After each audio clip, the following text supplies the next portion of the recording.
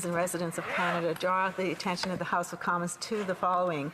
Whereas Canadians have the right to be protected against discrimination, Canadians can and do face political discrimination. It's a fundamental Canadian right to be politically active and vocal. So it's in the best interest of Canadian democracy to protect public debate and the exchange of differing ideas. And Bill C-257 seeks to add protection against political discrimination to the Canadian Human Rights Act. Therefore, we, the undersigned citizens and residents of Canada, call upon the House of Commons to support Bill C-257, which bans discrimination on the basis of political belief or activity, and defend the rights of Canadians to peacefully express their political opinions. And then as well, we, the undersigned citizens and residents of Canada, draw the attention of the House of Commons to the following. Whereas Louis Roy of the Quebec College of Physicians recommended expanding euthanasia to babies from birth to 1 year of age who come into the world with severe deformities and various serious syndromes, this proposal for the legalizing killing of infants is deeply disturbing to many Canadians, and infanticide is always wrong. So we, the undersigned citizens and the residents of Canada, call on the Government of Canada to block any attempt to allow the killing of children. Thank you, Madam Speaker. Honourable Member for Pitt Meadow, Maple Ridge. Thank you, Madam Speaker. And I'm presenting a petition on behalf of residents from across Canada in support of Bill C-257, which seeks to add protection against political discrimination to the Canadian Human Rights Act.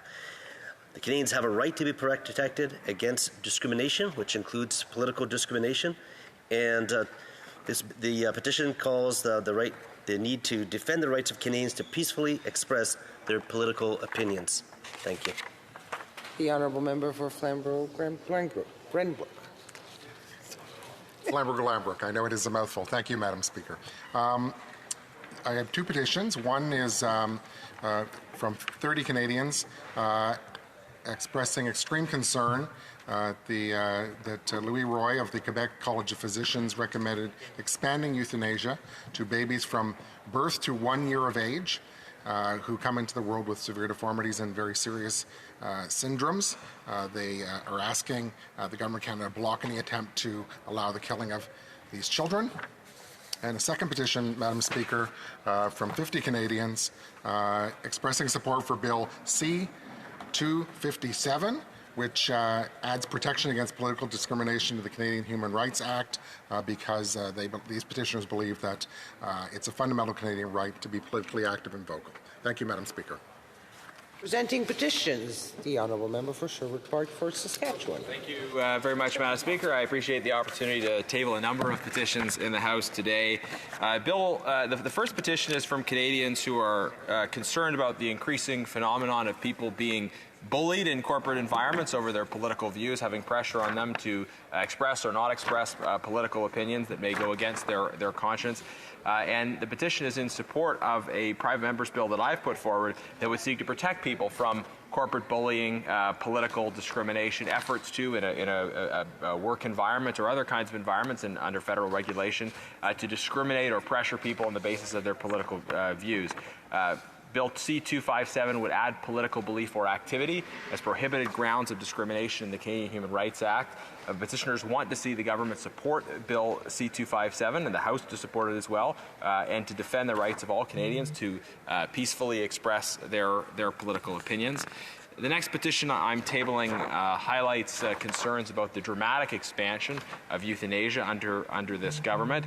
In particular, a recommendation to allow euthanasia for infants.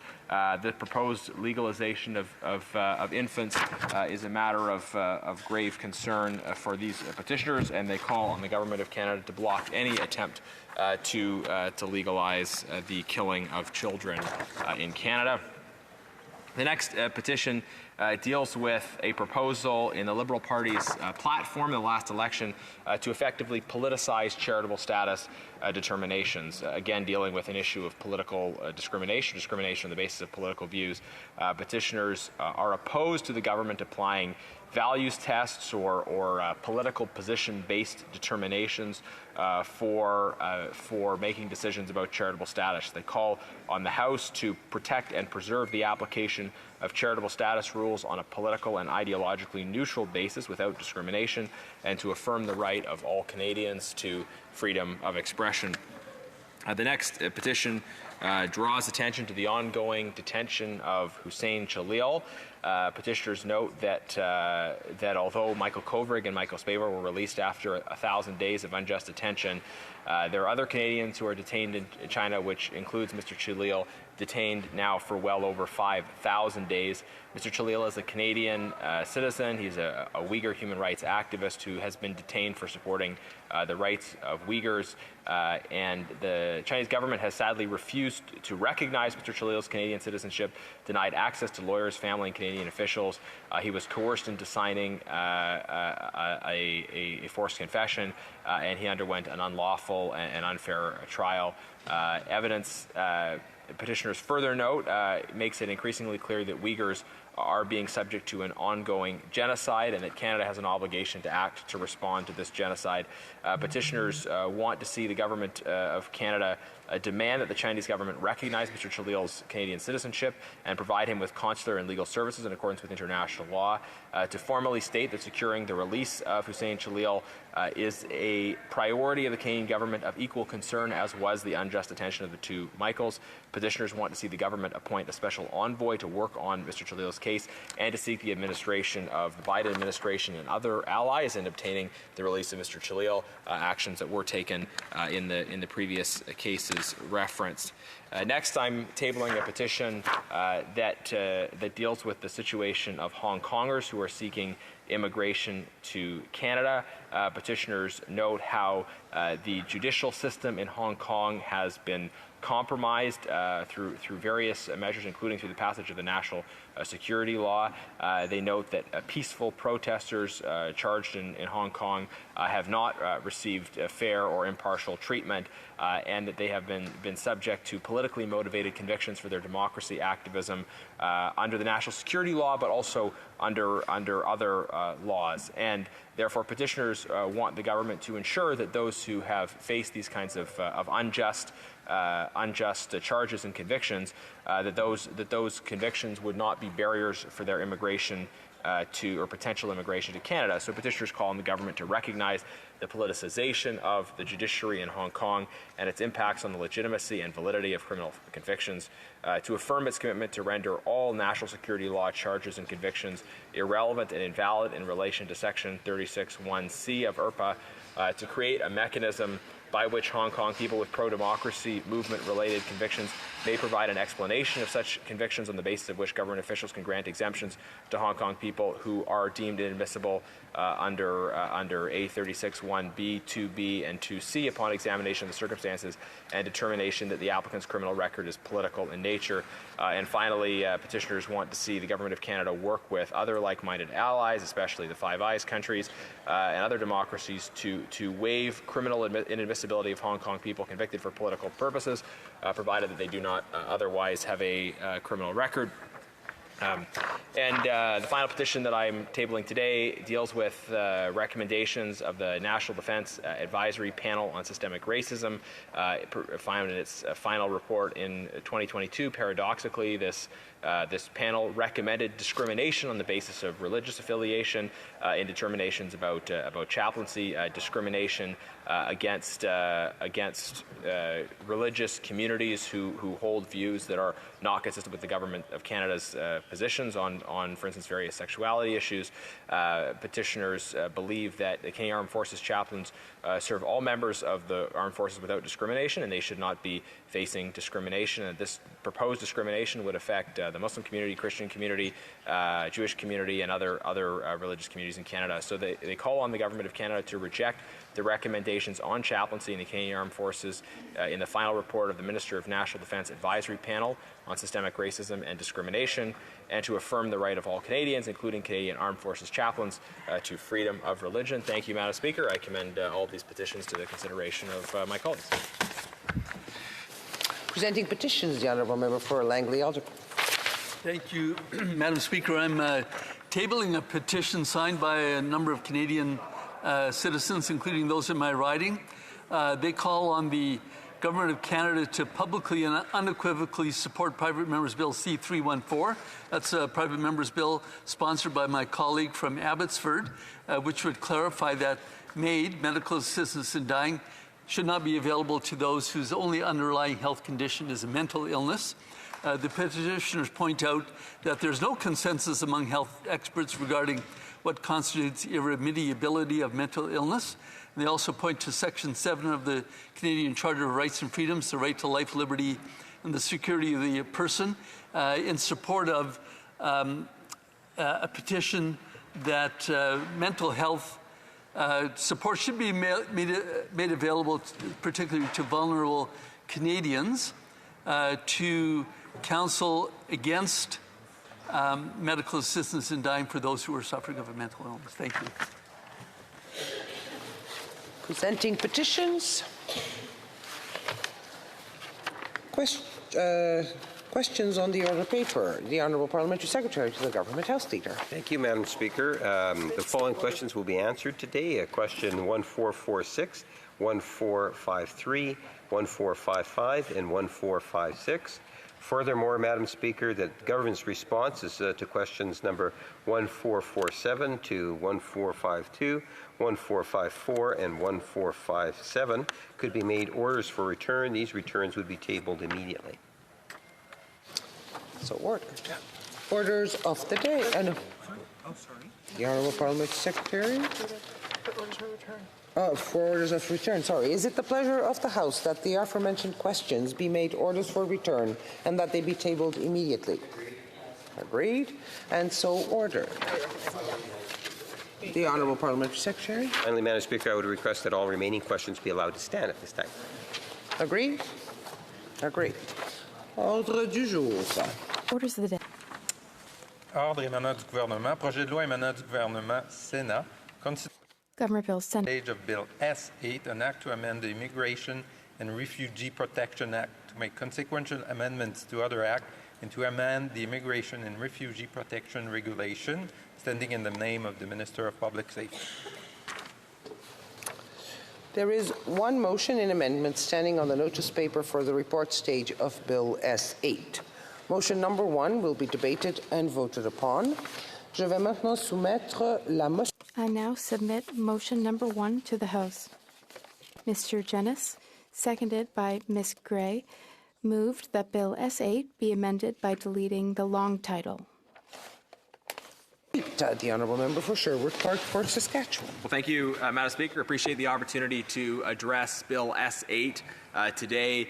This is important legislation that Conservatives have been supportive of, but it is also an opportunity to discuss the significant problems with the sanctions regime we've seen under this government, the failure to move quickly enough to sanction perpetrators of violence around the world, the failure to be consistent, the failure to apply sanctions in some critical cases where that is required. So I want to focus my remarks today on indeed expressing support for the modifications as we supported them at committee around inadmissibility to Canada being tied in with sanctioning, but also to highlight the gaps in terms of the government's responses when it has come to sanctioning. So the trend we're seeing overall in terms of sanctioning is to try to be as precise and as targeted as possible. That is to minimize the harm to a civilian population in association with sanctioning, and to have sharp sanctions against perpetrators of violence, to hold them accountable for their own actions, and also to sanction those institutions that are involved in violence, and to sanction the flow of resources that allows violent regimes to hurt their own people and people in other countries. And as we move in the direction of more and more precise sanctions, I think that's broadly speaking a positive development. But we need to ensure precision and enforcement, that we're not missing things, if you like, or allowing holes in the process that render the sanctions that have put in place ineffective. And we also need to ensure that enforcement is in place as required and as effective. Another trend we've seen is the adoption throughout the world of Magnitsky sanctions legislation, which is part of that trend of narrowing in precision and targeting those responsible for violence, but it's in particular aiming sanctions at those involved in gross violations of human rights. In the past, those involved in violations of human rights in other parts of the world would generally have stayed in their own countries. But in the globalized world we live in today, it's much more common for oppressors, oligarchs, maybe their family members, to take their ill-gotten gains and try to use them to vacation, to attend school, to do other things in various other parts of the world, including to come to the United States, Canada, Europe, etc. So Magnitsky sanctions provide us with a unique opportunity to try to deter human rights abuses by saying to those who are involved in gross violations of human rights, you're not going to be able to engage in this kind of travel, you're not going to be able to move your money, you're not going to be able to spend time in Canada or in other parts of the world if you cross a certain threshold in terms of violations of human rights. Another reason why these types of sanctions are very effective is because when people are part of autocratic violent regimes, I think often they realize that these regimes can turn on those within them. As the saying goes, sometimes the show trial comes for you. And so these corrupt officials that have been involved in violence, they're often thinking in the back of their minds, what is the escape hatch that I could have if I need to leave my country at some point?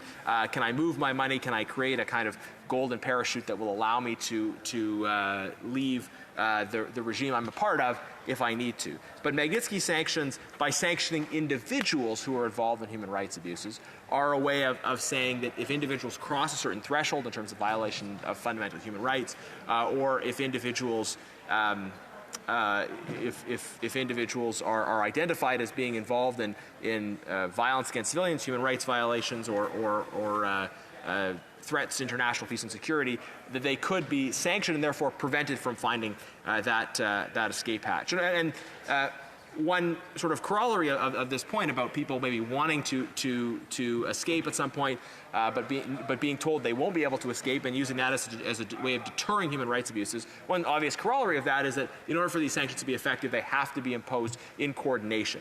If Canada, the U.S., and our partners in Europe are sanctioning different people, then those that may be sanctioned in one place but not another still have that escape option available to them. But if like-minded countries are coordinated, then it shuts off the potential options of escape for those involved in human rights abuses, and therefore it puts pressure on them to stop or at least to limit their violations of fundamental human rights in order to because they know that there will be significant consequences for them if they persist in this direction. I think we have a big problem with impunity right now, with people that are involved in human rights violations believing they'll get away with it, with not having effective systems of holding people accountable, and Magnitsky sanctions are a key tool for countering that. So it's in that spirit that Senator Andrzejczyk and in this place, my colleague from Selkirk, Interlake Eastman, put forward the Magnitsky sanctions bill, which initially received a kind of cold response from the government, but eventually was passed unanimously. And with Bill S8, if an individual is subject to sanctions, including under the Magnitsky Act, they're also then considered inadmissible to Canada. So it lines up inadmissibility provisions with sanctions provisions. So this is positive. But the problem is that the Magnitsky Act and other sanctions tools give the government tools to use for sanctioning individuals, but unfortunately they're tools that the government has been reluctant to use. The government has, for a number of years now, actually not used the Magnitsky sanctions tool. The Magnitsky Act, when it was passed, did provide the government with tools for sanctioning human rights abusers under the Special Economic Measures Act, and they have done some of that. But the absence of the use of the Magnitsky Act is, I think, troubling, especially because the Magnitsky Act is an important mechanism of coordination among allies. Multiple countries have a Magnitsky Act, and if we're able to use our Magnitsky Act and coordinate with other countries in the use of their Magnitsky Acts, we can send a stronger, clearer message of deterrence towards human rights abusers. And yet this government has been very reluctant to use a tool that they have been given by Parliament and encouraged encouraged by Parliament to use. Recognizing the failure of this government to use the Magnitsky Act sufficiently, we actually have put forward a new private member's bill. It's just passed this place and it's on its way to the Senate, Bill C-281, which creates a parliamentary trigger mechanism that allows a committee in this House or in the Senate to pass a motion calling on the government to list an individual under the Magnitsky Act, and the government has to provide a response to that committee within a time frame that's consistent with the time frame for response to committee reports and standing orders, but they have to provide that response regardless of, for instance, if there is a prorogation. So we recognize the value of the coordination that we're seeing in Bill S-8, but like any other sanctions tools, it's only as good as its use. And if this government is failing to use that tool, then we're still going to have a significant problem. Now, in its application of sanctions, I do want to use this opportunity as well to call on the government to use more sanctions and more effective targeted sanctions against the military junta in Burma. I have met with various communities from Burma recently, and there is an urgent need to support pro-democracy and opposition movements in Burma, but also to apply tighter, more rigorous, more effective sanctions against the Burmese regime. There are a number of reasons why that's the case. One, because the Burmese regime is supporting and cooperating with the Putin regime. We see an increasing kind of collaboration among countries that are violently seeking to upset the international rules-based order, and a sharing of weapons and technology among them as well. So if we want to effectively be sanctioning the Putin regime and deterring further violence by that regime, then we also have to be sanctioning the partners that are supplying them with military technology, and that includes the government of Burma. But also the government of Burma has been involved in horrific violence against civilians. They are undertaking a campaign of airstrikes targeting civilians that is horrific in its proportions, and it follows, of course, the Rohingya genocide that we spoke extensively about in this House a number of years ago. It has been positive to see a kind of increasing collaboration or reconciliation among various ethnic minority communities and the pro-democracy movement, including Rohingya in that process, of course. But more work needs to be done there, and Canada needs to stand with opposition groups, and that includes sanctioning the Burmese regime. In particular, this government should be applying tough sanctions to prevent aviation fuel from getting into Burma, because aviation fuel is what is allowing the military junta in Burma to undertake these horrific airstrikes against civilians. So this has been, I think, sadly up till now, a gap in terms of the government sanctions, but I hope they will step up and improve in that respect. So overall, we're supportive of Bill S-8, but we're very concerned about this government's failure to use the tools that are available to them on sanctions, and we call on them to apply those more effectively. Thank you. Questions and comments? Questions et commentaires. The Honourable Parliamentary Secretary to the Government House Leader. Yes, thank you, Madam Speaker. It's nice that we finally got to the debate on what it is that we were supposed to be debating a few hours back.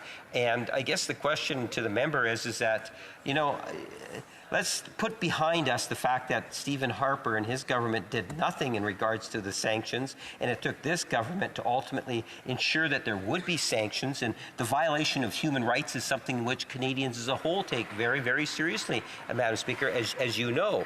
Now, this legislation, in essence, takes additional sanctions by not allowing for individuals that have been sanctioned the ability to be able to be admitted to Canada going forward. My question is, does the Conservative Party clearly support this legislation? Honourable Member for Sherwood Park for Saskatchewan. Well, thank you, Mr. Speaker. I think I've been very clear about that already, but I do want to pick up on the first comment he made about the Harper government and sanctions. What he said is obviously nonsense. In fact, Canada under the Conservative government led the world following the invasion of Ukraine, and we were able to drive a consensus in the G7 that led to a tough response, not tough enough likely, but we were able to bring our allies along for a response that removed Russia from what was then the G8 and sanctioned Russia for the invasion of Ukraine that began at that time in 2014. Of course, there have been changes in the world. There have been further developments since, and I'm very pleased about the passage of the Magnitsky Act that was a conservative private member's bill that happened following the 2015 election. But if you look at the record, also I'll mention boycotting the Commonwealth Summit in Sri Lanka. After this Liberal government took office, they actually wanted to warm things up with Russia. They wanted to have good, warm, cozy relations with Russia again. That was what Foreign Affairs Minister Stéphane Dion was pursuing, and they cut off RadarSat satellite image sharing with Ukraine. Conservatives have been steadfast there with Ukraine, opposing the Putin regime from the beginning.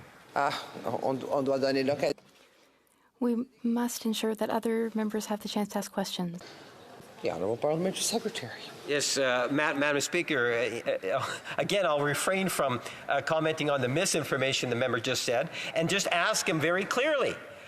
Canada is a part of the Five Eyes community, where we have countries like the United States and England and Australia that do have similar legislation. Can the member give a specific example in terms of what it is that those countries have done that Canada has not done, in terms of, he's saying that we haven't put in enough sanctions? What country has put in more sanctions out of the Five Eyes, our trusted allies?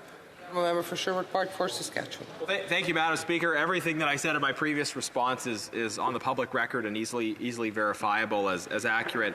The member asked, are there instances of other countries that have imposed sanctions that Canada should have? Yes, absolutely. I'll pick one present topical example. 5 years ago, this House listed the IRGC, the Islamic Revolutionary Guard Corps in Iran, as a terrorist organization. This House voted 5 years ago. That member, if he was present, voted for it. I know the Prime Minister was present and did vote for that listing. In 5 years, they've done nothing. 5 years of inaction in terms of recognizing that the IRGC is a terrorist organization. The United States has recognized the IRGC as a terrorist organization. We just had hearings at the Foreign Affairs Committee on the Wagner Group. We've been calling for the listing of the Wagner Group as a terrorist organization.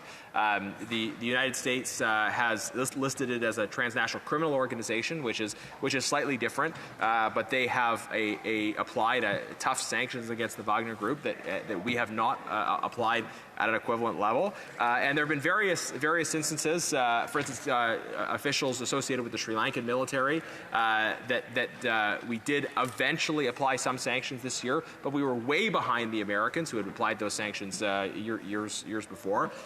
There are many examples, actually, of allies being far ahead of us on sanctions. We need to do better. We should be leading, by the way, not just catching up. We should be leading in terms of taking a stand against violations of fundamental human rights. Very, very brief question from the Honourable Member for Sarnia-Lambton. Well, thank you, Madam Speaker. And I want to follow up on the comment about the Five Eyes. It seems to me that we are losing our position in the world, that the Five Eyes aren't inviting us to meetings. NATO is losing confidence, and we haven't been included in the new relationship between the UK, the US, and Australia. So would the member comment on that? Member for Sherwood Park for Saskatchewan. Thank you, Madam Chair. I think my colleague is referring to AUKUS, the fact that Five Eyes is supposed to be this critical vehicle, and it is this critical vehicle of collaboration among five Anglosphere nations on sharing of intelligence, and yet we have the U.S., Australia, and the UK, three of the Five Eyes, going off and creating a separate alliance that covers many of the areas that are supposed to be covered by the Five Eyes, and recently statements out of the White House saying there's no plans to invite Canada to participate. So we should be very concerned about what's behind those developments. Resuming debate, the Honourable Member for Nepean. Thank you, Madam Speaker. The government will use every tool at our disposal to punish all those responsible for violation of international law, such as human rights abuses. As you know, sanctions have proven to be effective foreign policy instruments to hold bad actor regimes accountable for their blatant disregard for the rules-based international order. The government may choose to use sanctions in situations relating to a grave breach of international peace and security, gross and systematic violation of human rights, and significant acts of corruption. Russia's continued war of aggressions against Ukraine is just one example. In reaction to the Russian annexation of Crimea and the most recent developments in Russia's war of aggression against Ukraine, Canada has imposed a series of individual and economic sanctions. Sanctions may be enacted through a number of instruments, including the United Nations Act, the Special Economic Measures Act, SEMA, and the Justice for Victims of Corrupt Foreign Officials Act, JVCFOA, or Sergei Magnitsky law. The government may choose to use sanctions in situations relating to a grave breach of international peace and security, gross and systematic violation of human rights, and significant acts of corruption. Under our autonomous sanctions legislation, sanctions against individuals and entities can include a dealings ban, effectively an asset freeze, restrictions or prohibition on trade, financial transactions, or other economic activity. Canadians are also prohibited from dealing with sanctioned individuals, effectively freezing their Canadian assets. Canada's well-managed immigration system has a strong global reputation, in part due to its well-balanced enforcement system. For nearly 20 years, Canada's Immigration and Refugee Protection Act, IRPA, has worked in tandem with our sanctions legislation to ensure bad actors are found inadmissible to Canada. The IRPA defines the applicable criteria for all foreign nationals seeking to enter or remain in Canada, including grounds of inadmissibility that would lead to an application by a foreign national for a visa or entry to Canada to be refused. In case of the inadmissibility provisions of the IRPA, as they related to sanctions, decisions are relatively straightforward. If an individual is explicitly identified under one of the sanctions triggers, then they will be found inadmissible to Canada under the IRPA on that basis alone. However, inadmissibility provisions of the IRPA, as currently written, do not fully align with all the grounds for imposing sanctions under the SCMA. In 2017, two new sanctions-related inadmissibility criteria were brought into the force by the Senate Bill S-226. S-226 ensured that foreign nationals sanctioned under the SCMA are inadmissible to Canada, but only in circumstances of gross and systematic human rights violation and systematic acts of corruption. This approach meant that foreign nationals sanctioned under other provisions, such as a grave breach of international peace and security, which has been frequently used in sanctions imposed in response to the Russian invasion of Ukraine, were not inadmissible to Canada. In other words, this means that Russian individuals sanctioned under the SCMA may nevertheless continue to have unfettered access to travel to, enter, or remain in Canada unless they are inadmissible for other reasons. Madam Speaker, this is unacceptable and runs in direct opposition to the government's responsibility to protect our country's residents. It also contradicts the very essence and purpose of these sanctions against foreign entities. As you know, Madam Speaker, Parliament previously identified this as a legislative gap in Canada's sanctions regime. In 2017, the Standing Committee on Foreign Affairs and International Development, FAAE, recommended that IRPA be amended to designate all individuals sanctioned under SCMA as inadmissible to Canada. The legislative amendments we are discussing today under Bill S-8 respond to these recommendations and will help to further bolster Canada's sanctions against bad actor regimes.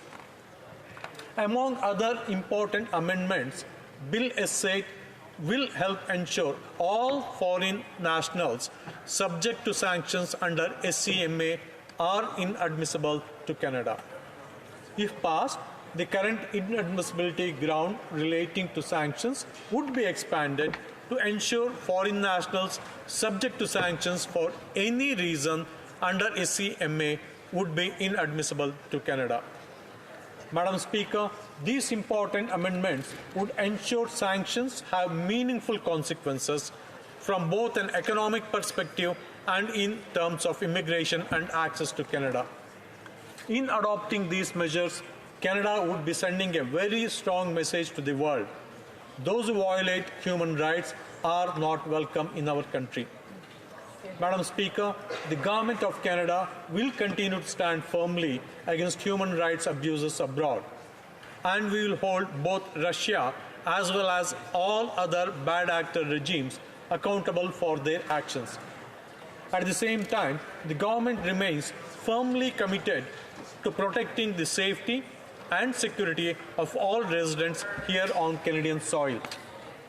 Fully aligning the inadmissibility provisions with grounds found under Canada's autonomous sanction legislation will result in a significant increase in the number of sanctioned nationals being rendered inadmissible to Canada. These include individuals sanctioned as a result of their role in grave breaches of international peace and security, resulting in serious international crisis, as well as individuals sanctioned as a result of calls from international organizations.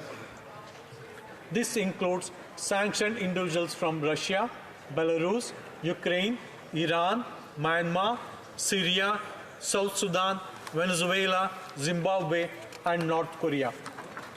Without these proposed amendments, Madam Speaker, many of those who are sanctioned in these states may continue to access Canada and threaten the safety of all those who live in our peaceful country. Bill S8 is urgently needed to address this gap in our current legislation. For this reason, I implore all honourable members of this House to support this important and timely legislation. Thank you, Madam Speaker. Questions and comments? Questions et commentaires? Resuming debate, reprise du débat, l'honorable député de... The Honourable Member for Lac-Saint-Jean. Thank you, Madam Speaker. I'm surprised that there were no questions and comments because it was an excellent speech from my colleague. And it's the best time to take the floor right before QP. In any case, Madam Speaker, since the beginning of the war in Ukraine, over 7 million Ukrainians have had to leave their country, often leaving everything behind in the hopes of finding refuge elsewhere. In host countries, newly arrived refugees are for the most part from areas badly affected by the fighting. They often arrive in a state of distress and anxiety, worried about the fate of family members they have reluctantly had to leave behind. In order to assist these families, Canada has set up the Canada-Ukraine Emergency Travel Authorization Program, which allows people to obtain a visitor's visa to come to Canada temporarily. Applicants can then obtain a work or study visa if they wish to remain in the country. However, there are administrative delays that are seemingly endless for families, Madam Speaker. I've often talked about it in this House by asking questions to the Honourable Minister for Immigration, Citizenship and Refugees. It's prevented Ukrainian refugees from entering the country. There have been strong and fiery debates in the House about this. More than a month after the start of the war, thousands of Ukrainians were still waiting for emergency travel authorization to Canada. Once again, Canadian bureaucracy was slowing down the process. And I've often said it, it's not the will of the minister that worries me. I think that the will was there, but unfortunately the issue with IRCC, it isn't the captain, it's the boat itself. It's sluggish. It's going slowly. We always have cases in our ridings. It's not the minister that doesn't have goodwill. It's a system that is very slow. However, since the beginning of the conflict in Ukraine, the Bloc Québécois has put forward a number of proposals to quickly improve the situation of applicants given the state of emergency. Fortunately, some of these proposals have been taken up by the government in order to speed up the reception of Ukrainian families. For example, lifting the requirement for biometric data to be taken for certain categories of people. That was a Bloc Québécois proposal. And the chartering of flights, which was a Bloc Québécois suggestion. And fortunately, there were only 3 chartered flights, and I think that even provinces have chartered more than the federal government. So once again, you can see the very dissonance between the will of the minister and the actual reaction of the department on the ground. So it took too long.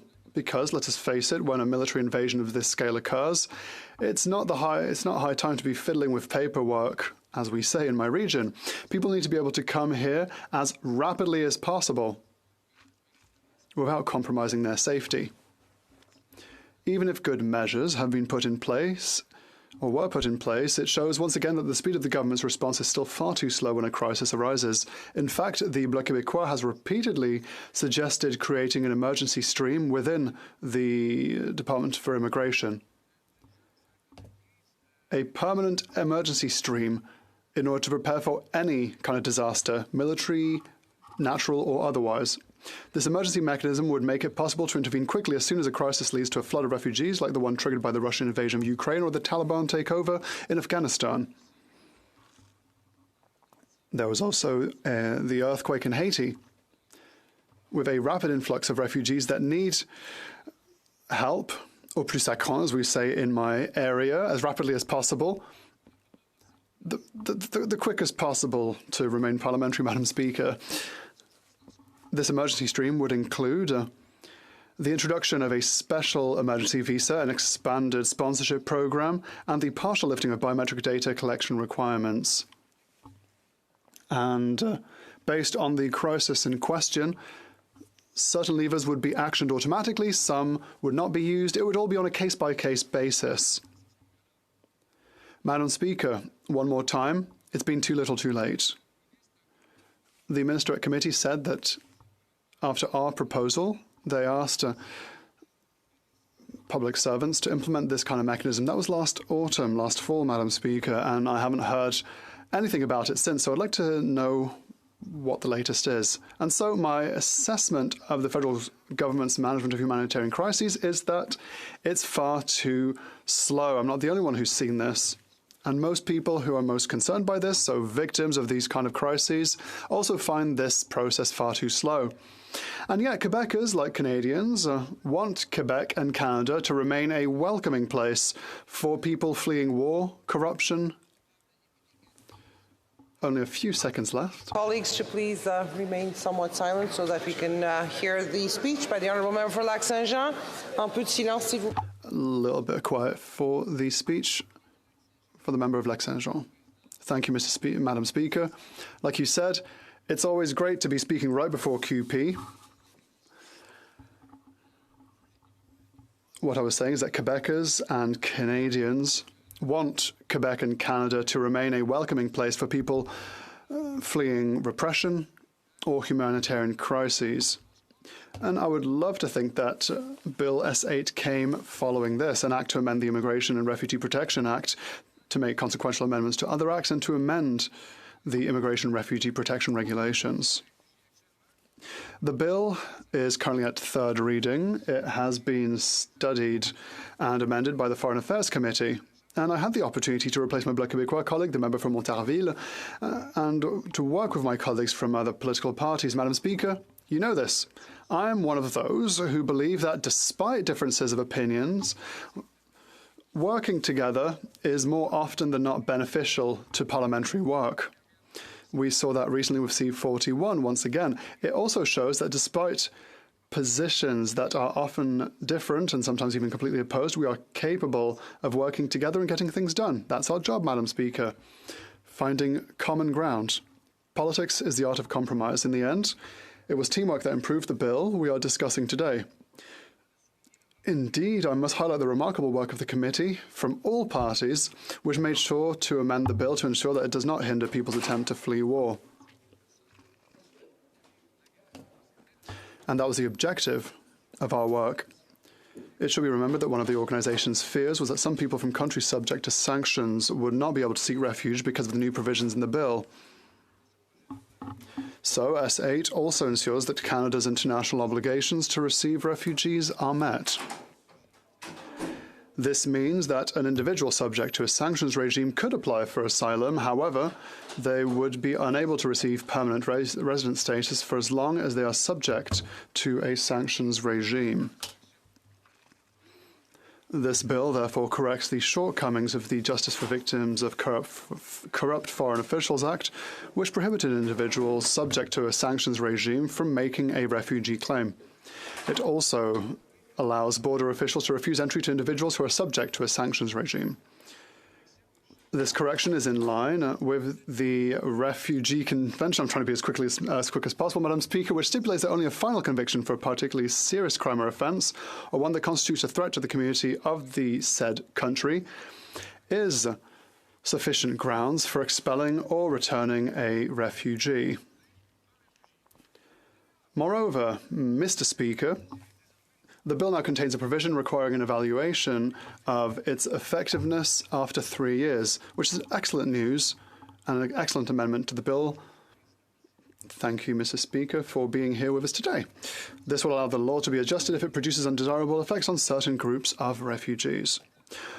To conclude, Mr. Speaker, this is a good bill which has been improved by my colleagues from all parties with the aim of correcting the situation for certain asylum seekers. With this bill, we are assuring those fleeing war, corruption and oppression that it is them we are protecting from armed conflict and not the people who provoked it in the first place.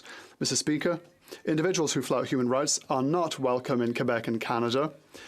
Out of solidarity with our allies and aversion to bellicose regimes and organizations, the Bloc Québécois calls upon all parties to vote unanimously in favour of this bill. This so that Quebec and Canada can be and remain a land of welcome for asylum seekers and not a haven for criminals. And Mr. Speaker, just to finish, once again, I said it, you weren't here yet. I would like to say once again, because I respect you, we are here to do a work. And when parties work together, hand in hand, to make a bill progress through collaboration, then it's at that point that we parliamentarians are judged by those that we represent. And those that we represent often say, well, at least for once they agree on something and they can work together. They can improve a bill for the well-being of Canadians, but also those who come from abroad and who would like to come to Canada and Quebec. So once again, I would like to commend all of my colleagues. I would like to highlight their work, and I think that this should become a great example for the future in other committees. Mr. Speaker, it was a pleasure to rise today, just before question period. Thank you very much. The honourable member will have 5 minutes for questions and answers when we return to our deliberation on the matter. By members, déclaration de député, the honourable member for Kitchener Centre. Mr. Speaker, to someone who's made our city so proud, and that's Jamal Murray. From the Stanley Park Community Center and Grand River Collegiate to the 7th overall pick, to helping lead the Denver Nuggets to an NBA championship last night, it doesn't get much bigger than this. Jamal is just the 9th Canadian to win an NBA title, and his 26.1 points per game are now the most by a Canadian in an NBA playoff run ever. He also has the most points scored ever by a Canadian player in a playoff run. And in second place, Jamal again from the 2020 playoffs. And it's not just the accolades. Since he was 3 years old, Jamal has been building up to a moment like this with determination, mental strength, and unwavering commitment. Congratulations, Jamal, Sylvia, and Roger, and the rest of your family. Our whole city and country is proud of you, and we can't wait to welcome you home.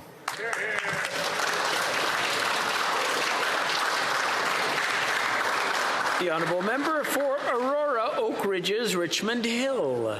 Merci, Monsieur le Président. As provinces across Canada continue to battle wildfires, it's never been more important to recognize the vital role firefighters and fire services play in our communities. I'm proud to congratulate the entire graduating class of 2023 from the Central York Fire Service, whose graduation I attended last week. Congratulations to Taylor Dallas, Lindsay Hoffman, Chris Sargent, Bailey Van Pret, Jacob Watson, Trevor Fulcher. I want to give a special shout out to Lindsay Hoffman, the only woman in her graduating class. While all 6 graduates went through an intense 9-week training program, I know that as a woman, Lindsay overcame even more barriers to get there. Thank you to Lindsay for being a positive role model for other women. Central York Fire Services is the backbone of emergency services in Aurora and Newmarket, and I'm particularly grateful to them as their quick and professional response to an emergency at my home saved my husband's life, not once, not twice, but on 3 separate occasions in 2022, the last time bringing him back from complete cardiac arrest. To all Canadian firefighters, we will always have your backs as you have ours. It was heartening that Bill C-224, a national strategy on cancers related to PFAS chemicals and firefighters' equipment, introduced by my colleague, the member for Longueuil, Charles Lemoine, was passed unanimously. In closing, thank you to Fire Chief Ian Lang and Deputy Chief Rocco Vopel for their outstanding leadership and hard work, which has made Central York Fire Services one of the best in the country. The honourable member for Saskatoon-Grasswood. Thank you very much, Mr. Speaker. According to this Liberal government, everything is fine. Why is it 1 in 5 Canadians are visiting a food bank? Why is it deficits continue to pile up? Why is it that students are being forced to choose between education or accommodation? Why is it we have more debt, more inflation, more taxes, and higher costs? It's because of this Liberal government has added over $60 billion in inflationary spending. But wait, there's more bad news. Not only carbon tax 1, carbon tax 2 is coming. It's going to cost Saskatchewan families over $2,800. Common sense conservatives understand the hardship caused by this Liberal government's failed policies. Canadians, coast to coast to coast, can't wait to boot this tax and spend government off to the sidelines. Yeah. The honourable member for Windsor-Tecumseh. Not so fast. In the summer of 2021, I joined the Automotive Parts Manufacturers Association back home at the Invest Windsor-Essex Automobility and Innovation Centre. We announced a federal investment of $5 million to support the development of Project Arrow, the first Canadian-made zero-emission concept vehicle. Tomorrow, less than 2 years later, thanks to the contributions of more than 58 Canadian suppliers, including several in my riding of Windsor-Tecumseh, Project Arrow will make its amazing debut on Parliament Hill. On behalf of President Flavio Volpe, APMA, and all its members, I invite all members of this House to come check out Project Arrow tomorrow from 12:30 to 4:30 in front of West Block, and take pride in this tremendous Team Canada effort. Mr. Speaker, thanks to APMA members, manufacturing communities like Windsor-Essex and St. Thomas are leading the world in electric vehicle and battery manufacturing and innovation. Congratulations to Flavio Volpe and the APMA team, and thank you for leading the charge. Good job. The honourable member for Berthier-Maskinongé. Mr. Speaker, today I'd like to highlight a committed constituent, Lisette Falker. She's just been awarded the Prix Francine Ruest-Jutras by the Union of Municipalities of Quebec. This award recognizes excellence and leadership in women involved in municipal politics and local governance in Quebec. The first municipal councillor to receive the award, Ms. Falker distinguished herself by writing her book Histoire d'élus, which tells the stories of 25 elected women from Lanaudière in order to inspire others to get involved. The book was produced with the Réseau des Femmes Élues de Lanaudière, where she's a project manager and mentor. She's also executive director of Action Famille Lavaltrie, which helps families and new arrivals, who we are delighted to work with. Ms. Falker, you are a trailblazer for women's self-help and commitment and engagement. You are an inspiring role model for Berthier-Maskinongé and for all of Quebec. Hats off to you. The honourable member for Orleans. Monsieur le Président, it's been a busy week in Orléans and our surrounding communities. Last Sunday, I had the honor of attending the Balaji Kalyanam, an important spiritual celebration for the Hindu community in Orléans and in our national capital. On June 3rd, also, I started my day, and it was a busy day, Mr. President.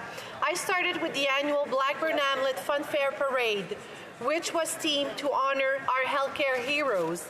J'ai ensuite participé. Then I took part in the first ever Immigrant Business Women's Expo organized by Franco Impact Canada, where I met some exceptional immigrant women entrepreneurs. This was followed by the Fête de la Famille, organized by Point d'Accueil Francophone, which brings together organizations offering services to Ottawa's French-speaking immigrant community. By joining my colleague, MPP Stephen Blais, 10th Annual Ladies' Tea, an incredible tradition recognizing the women leaders in our community. Merci. The Honourable Member for Lambton, Kent, Middlesex. Mr. Speaker, I rise today to celebrate the 150th anniversary of two amazing communities that I have the privilege of representing, Inwood and Watford. Inwood and Watford are both rooted in agriculture and have contributed to the growth and development of our region. They have also nurtured a strong sense of community and a culture among their residents and visitors. The people of Inwood and Watford are hardworking, generous, and proud. They value their history and heritage, and they look forward to the future with optimism and hope. To mark this milestone anniversary, both communities are hosting a variety of activities from June 23rd to June 25th that showcase their spirit and achievements. Inwood is holding a 2-day celebration with fun activities for all. Watford is also organizing a 3-day celebration with entertainment and surprises for everyone. Mr. Speaker, I am proud to represent these two remarkable communities and to join with them in celebrating their 150 years of legacy, history, and people. Happy anniversary, Inwood and Watford. The Honourable Member for Brampton North. Mr. Speaker, it's my honor to extend a warm welcome to His Holiness Mahant Swami Maharaj as he graces our country with his presence. He's one of the most respected Hindu leaders in the world today and the current spiritual leader of the BAP Swaminarayan Sanstha. He is the successor of Pramukh Swami Maharaj, who gifted Canada with a magnificent BAP Swaminarayan Mandir in Toronto. The presence of His Holiness Mahant Swami Maharaj marks the commencement of celebrations for BAPS Canada's 50 years of dedication to community service. This auspicious event will ignite a year-long festivity, allowing us to reflect upon and commemorate the remarkable achievements and invaluable contributions of BAPS to our great nation.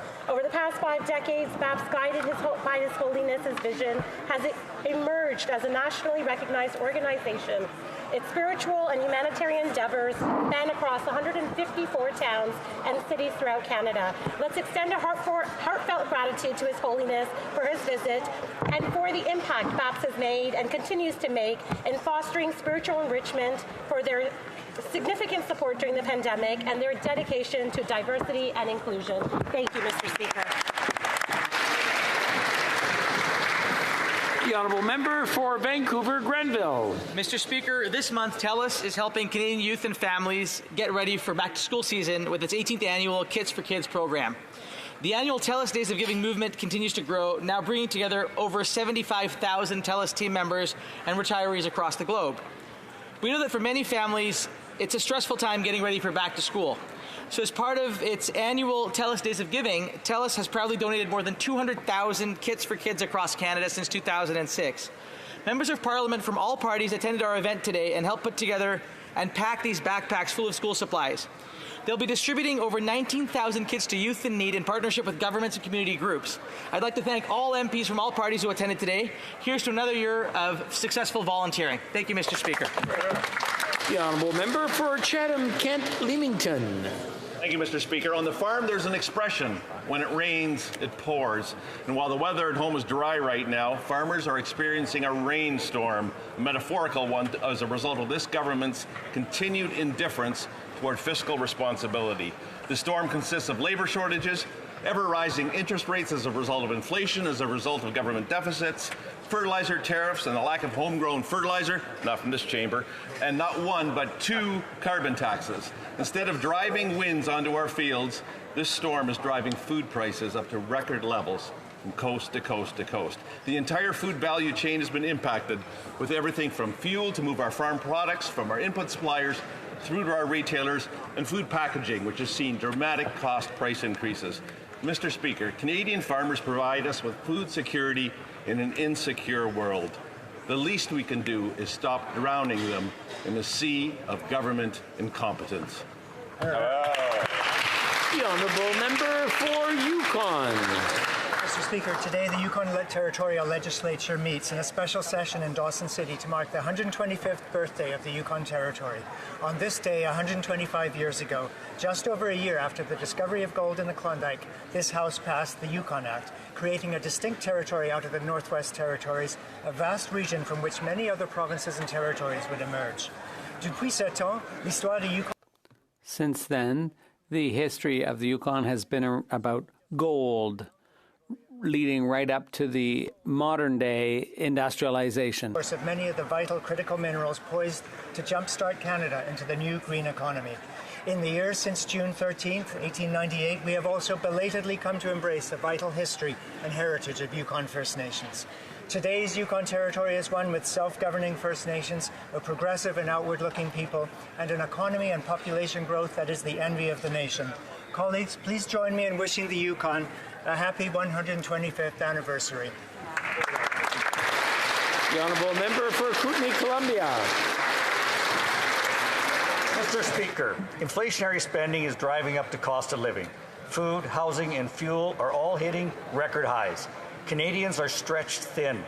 According to the International Monetary Fund, Canada has the highest risk of mortgage defaults because of the high levels of household debt compared to similar economies. This government said interest rates would be low for a long time.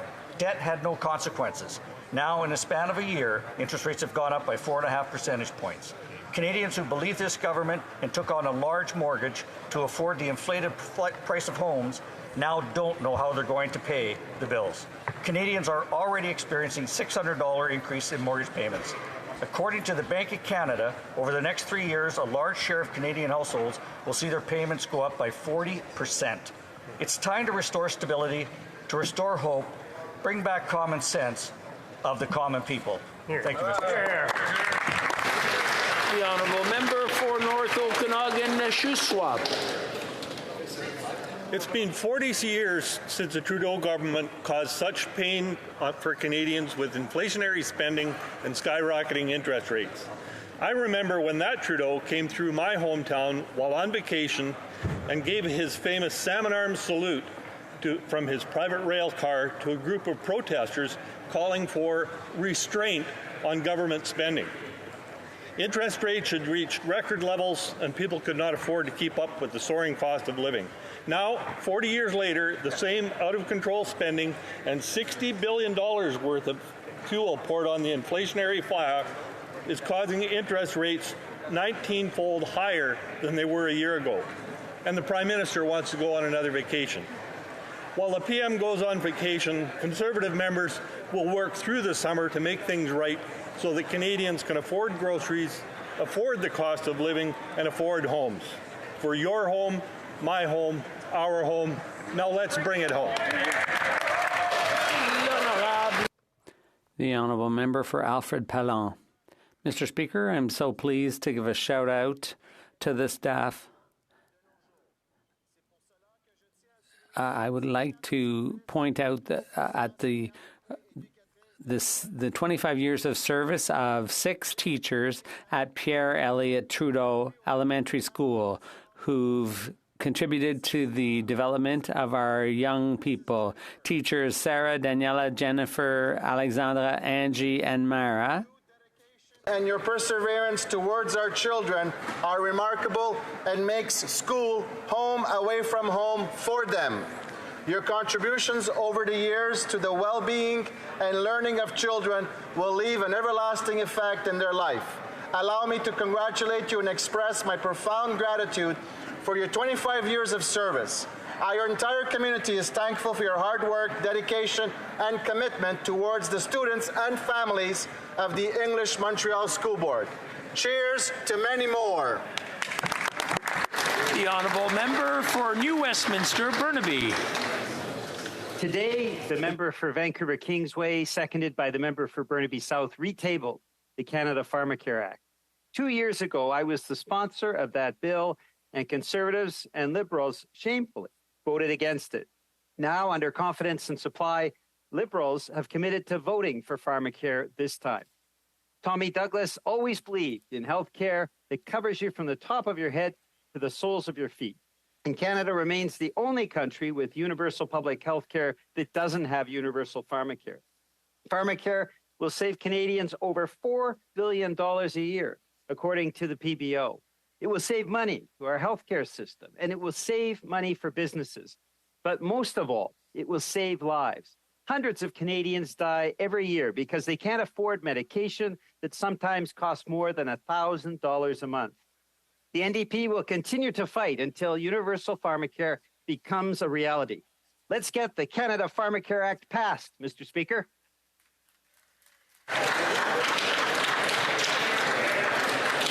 I just want to remind the honourable members that statements are in progress, and I'm sure we all want to hear what's being said, correct? Je veux rappeler à tout le monde. I'd like to remind everyone that statements are still underway, and I'm sure everyone wants to hear what's being said. So we'll keep going with the honourable member for Beauport, Côte-de-Beaupré, Île-d'Orléans, Charlevoix. Mr. Speaker, in Quebec, we don't wait for anyone. The Mange Ton Saint-Laurent collective has understood this, made up of scientists and research chairs like Mélanie Lemire, renowned chefs and mentors like Colombe Saint-Pierre, health professionals and researchers like Yves Bonnier-Vigé and Dominique Robert. They want Quebec to take control over the edible bounty of the St. Lawrence River. How? With their I Am St. Lawrence campaign to support our fisheries and encourage people to buy Quebec seafood products. 85% of our high-end seafood products are exported, and we get stuck with poor quality imports. Mr. Speaker, we vote with our dollars. I encourage everyone to eat local seafood, and like thousands of river enthusiasts, I invite you to proudly display Je suis Saint Laurent in all your communications. On behalf of the Bloc, hats off to the collective. And I give you a thank you as big as the St. Lawrence itself. Like you, I am the St. Lawrence. The honourable member for Parry Sound, Muskoka. Mr. Speaker, this Liberal government continues to borrow money and then borrow some more, which means higher deficits, which means higher inflation. And that inflation is resulting in interest rate hikes by the Bank of Canada. And of course, that's making everything more expensive, especially housing and mortgages. Too many Canadians are struggling to pay their mortgages now, and with these rate hikes, many are at risk of losing their homes altogether. They have only the Liberal government to thank for that. Speaker, some are saying that the housing crisis is past the point of no return. But I actually disagree, because when Canadians finally have a government that is willing to fight for the housing that people need, when Canadians finally have a housing minister that acts with the urgency this crisis demands, Mr. Speaker, when the member for Carleton is finally the Prime Minister, then we'll bring it home. Hear, hear. The honourable member for Labrador. Thank you, Mr. Speaker. Thank you.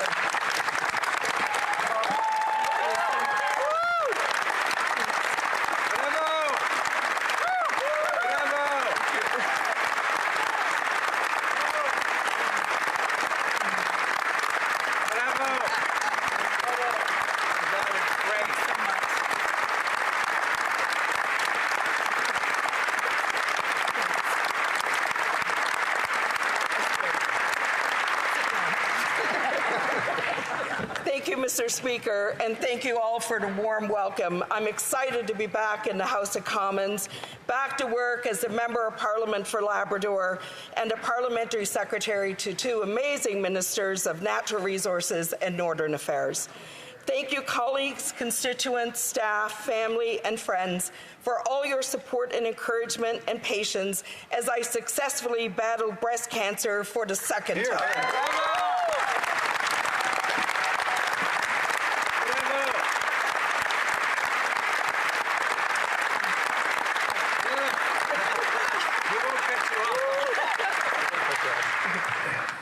To those who sent messages and prayers, you lifted me up, and your positive spirit was felt on every step of this journey. I want to express my deep gratitude to the Newfoundland and Labrador healthcare teams. They never relent in their quest for a cure, and they never relent in their service and commitment to their patients. The healthcare system in our province of Newfoundland and Labrador remains strong despite challenges because of the dedicated people we have who work in our healthcare system. I remind all Canadians of the significant progress that have been made in cancer research in our country and how important it is to support the cause for a cure. I encourage women to get regular mammography testing and wellness screening. I am proof that early detection can save lives, but we must all do our part. During this journey to good health, Labradorians were always in my heart. And on June 24th, at the Cancer Society's Relay for Life in Labrador, I will be ringing the bell of hope to celebrate this huge victory over cancer, and I hope that all other Canadians will have the opportunity to ring that bell of hope.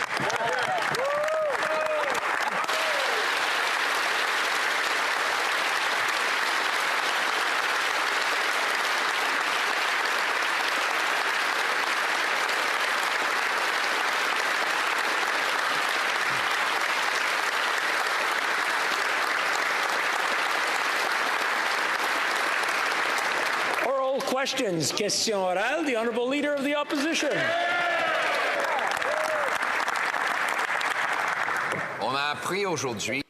Today, we found out that there are about 100 police investigations ongoing, investigations into foreign interference.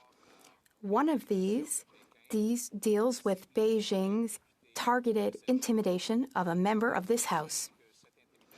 We have also found out that the National Security Advisor to the Prime Minister had been aware of that intimidation for a long time. This is a conflict of interest. Will the Prime Minister launch a genuine public independent inquiry? The Right Honourable Prime Minister. Mr. Speaker, I asked the Minister of Intergovernmental Affairs to work with all the parties, to work with experts in order to develop a plan so that we can move forward and continue the good work which was done by Mr. Johnston. We now need to move to the next step. We are here, will continue to be here to work collaboratively with all those who want to take this issue seriously, who want to work seriously, set partisanship aside, set toxicity aside, and to work constructively to truly deal with foreign interference. The Honourable Leader of the Opposition. Now agree that deficits are causing inflation. These include Liberal experts. The former Liberal Premier of Nova Scotia, Stephen McNeil, said deficits are causing inflation. The former Liberal Finance Minister and Deputy Prime Minister, John Manley, says that this Prime Minister's deficits are like putting his foot on the inflationary gas pedal. Even the Deputy Prime Minister at present has said that inflation is caused by deficits. So will the Prime Minister finally table a plan to balance the budget so we can bring down inflation and interest rates? The Right Honourable Prime Minister. Mr. Speaker, we know how much the Leader of the Opposition has asked us to trust independent experts and not Liberals on various issues of importance. We disagree. We think Liberals have important things to say. But if he's looking for a strong independent voice, look no further than the Governor of the Bank of Canada, who recently confirmed that government spending is not, quote, contributing to the slowing of the economy, nor is it, quote, standing in the way of getting inflation back to target. We continue to invest in supporting Canadians in targeted ways, while Conservatives continue to talk about cuts to programs and services. The Honourable Leader of the Opposition. Well, Mr. Speaker, if he doesn't trust Liberals on the economy, why should anybody else? That's right. It was, in fact, his own finance minister who just weeks before she introduced her budget said that deficits are like pouring gas on the inflationary fire. Then, weeks later, she introduced $60 billion, or $4,200 per family, of brand new gas on that fire. Mr. Speaker, our children are screaming because of the debt that they're going to inherit from this government. Will the Prime Minister act responsibly, introduce a plan to balance the budget to bring down inflation and interest rates? The Right Honourable Prime Minister. Mr. Speaker, the finance minister said that, and then she brought in a responsible, fiscally sound budget that continues to contribute. And I know they don't like it because it gets in the way of a good political argument, but if you look at the facts, Mr. Speaker, we have the lowest deficit in the G7, the best debt to GDP ratio, and we preserved our AAA credit rating while being there to support Canadians who needed it in targeted, non-inflationary ways. While the Conservatives continue to propose cuts in programs, cuts in help for Canadians, cuts to services, we'll continue to be there in a way that continues to fight inflation and support Canadians. The Honourable Leader of the Opposition. Prime Minister's inflationary spending binge caused the price of everything to go up. All that spending and all that money he flooded into the financial system bid up housing prices. They doubled, leading to the most expensive housing prices in the G7. It now takes 25 years for the average family in Toronto to save for a down payment. Used to be able to pay off an entire mortgage in that time period. It takes roughly 90% of a Vancouver family's monthly income to pay the average monthly mortgage. Will the Prime Minister balance the budget to bring down inflation and interest rates so that Canadians don't lose their homes? The Right Honourable Prime Minister.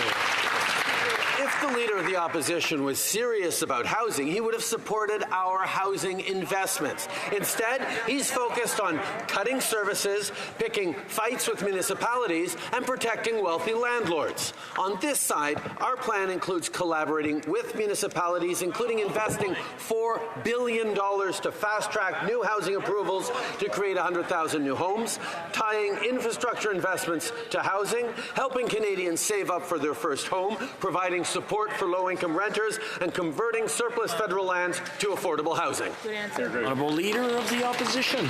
Il a eu 8 ans. But he had 8 years to make those promises a reality. All he accomplished was double average rents, double average mortgage payments, and double down payments to buy the average house. We have 2 of the world's 10 most expensive cities, Toronto and Vancouver, and now it takes 25 years just to save enough money for a down payment. Mr. Speaker, will the Prime Minister finally stop his inflationary deficits to bring down interest rates and enable Canadians to keep their homes? The Right Honourable Prime Minister. Mr. Speaker, over the past years, we have helped Canadians save for their first homes, especially through the first home buyers property incentives and the tax-free savings account for first property. We are also helping repair more housing units by helping municipalities accelerate the construction of 100,000 new houses. We are ensuring that housing is used for housing by ending unfair practices which drive up prices. Especially, we are cracking down on foreign buying of houses and hasty resales of properties just bought. And that's not everything, Mr. Speaker. The Honourable Member for Belleuil-Chambly. Mr. Speaker, the special reporter's resignation, he was named by the Prime Minister, but this resignation could be a milestone, a real turning point in launching a public, independent commission of inquiry. The Minister for Intergovernmental Affairs showed some signs of openness, which I welcome, but I'm also cautious about it. So here's my question for the Prime Minister. Does he agree with me that the necessary condition in order to end up with a positive result to this situation would be to call a public, independent commission of inquiry? Premier Ministre. The Right Honourable Prime Minister. I thank the leader of the Bloc Québécois for having submitted very interesting prospective candidates. We are very open to looking at those candidates as possibilities, and we're also open to working collaboratively, cooperatively on a process that will have the trust and confidence of this House and of Canadians. The issue of foreign interference is way too important to be partisan about it or to be engaging in personal attacks. We will be objective and hardworking. We will take this seriously. We will carry on with the work that's already underway, and we will restore the trust of Canadians in our electoral system and in our democracy. The Honourable Member for Belleuil-Chambly. Thank you, Mr. Speaker. Now, Mr. Speaker, I have to come back to this. We need to agree on a basic principle. the principle of a commission of inquiry and appointing the leader of that commission of inquiry. And the leader must be independent from the government, totally independent, in order to be able to do his or her work. And if we agree on that basic principle, then and only then can we move forward to select a candidate. And if the Prime Minister would like to discuss candidates with me, I can be reached at any time for this. But we need to solve this clearly, officially, before the end of the session. The Right Honourable Prime Minister. Mr. Speaker, we do agree on the fact that we need to move forward quickly and in the right way. I'm very open to having discussions with opposition parties. Unfortunately, though, over the course of the past few months, there's been a high degree of toxicity, partisanship, and personal attacks. It's been very unfortunate. I'm happy to hear that people are now open to working seriously on on interference. And we are happy to carry on ongoing work in order to protect our democracy, our institutions, and our electoral system. The Honourable Member for Burnaby South. I remember when I was in university and my brother had to live with me. I had to work 3 jobs. It was a hard time, but it's even harder for students these days. They have to share apartments with many other students. They're in too small, too expensive, and unhygienic apartments. This is a matter of dignity. When will the Prime Minister stop wasting time and take action to bring down rent costs for students? The Right Honourable Prime Minister. Mr. Speaker, we have been investing in housing for many years now through various programs to help students and low-income families. We've also been working on programs to encourage more home building and housing building. We are here for students. We're here to help them immediately right now, but we also want to help them for the future so that they can contribute to society in the future. That is why we eliminated interest on student loans federally in the last budget.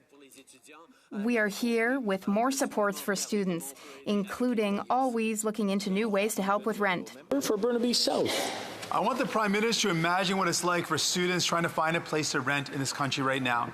Take, for example, a student in Windsor.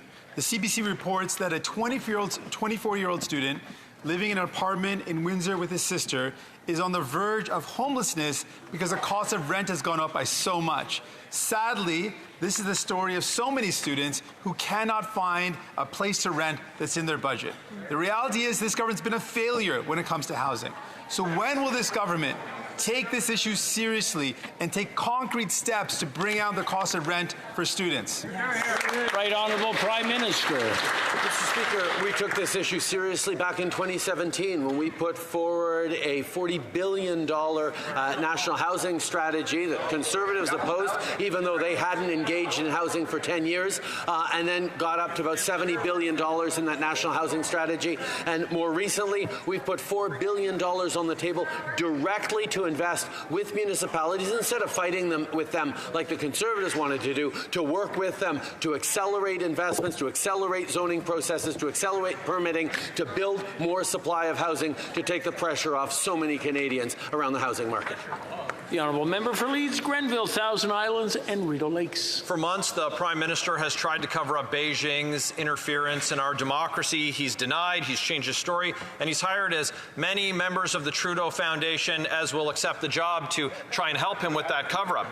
Now that David Johnston has done what this House called on him to do and resigned from the made-up position that the Prime Minister gave him for $1,500 a day, will the Prime Minister do what this House has called on him to do 3 times and call a public inquiry? The Honourable Minister for Intergovernmental Affairs. Mr. Speaker, I think the Prime Minister was clear in response to a previous question today. Our government is looking to collaborate in a constructive way with opposition parties, to hear from experts and other professionals in this space to design precisely those next steps forward, since Mr. Johnston has decided to leave his position as Special Rapporteur.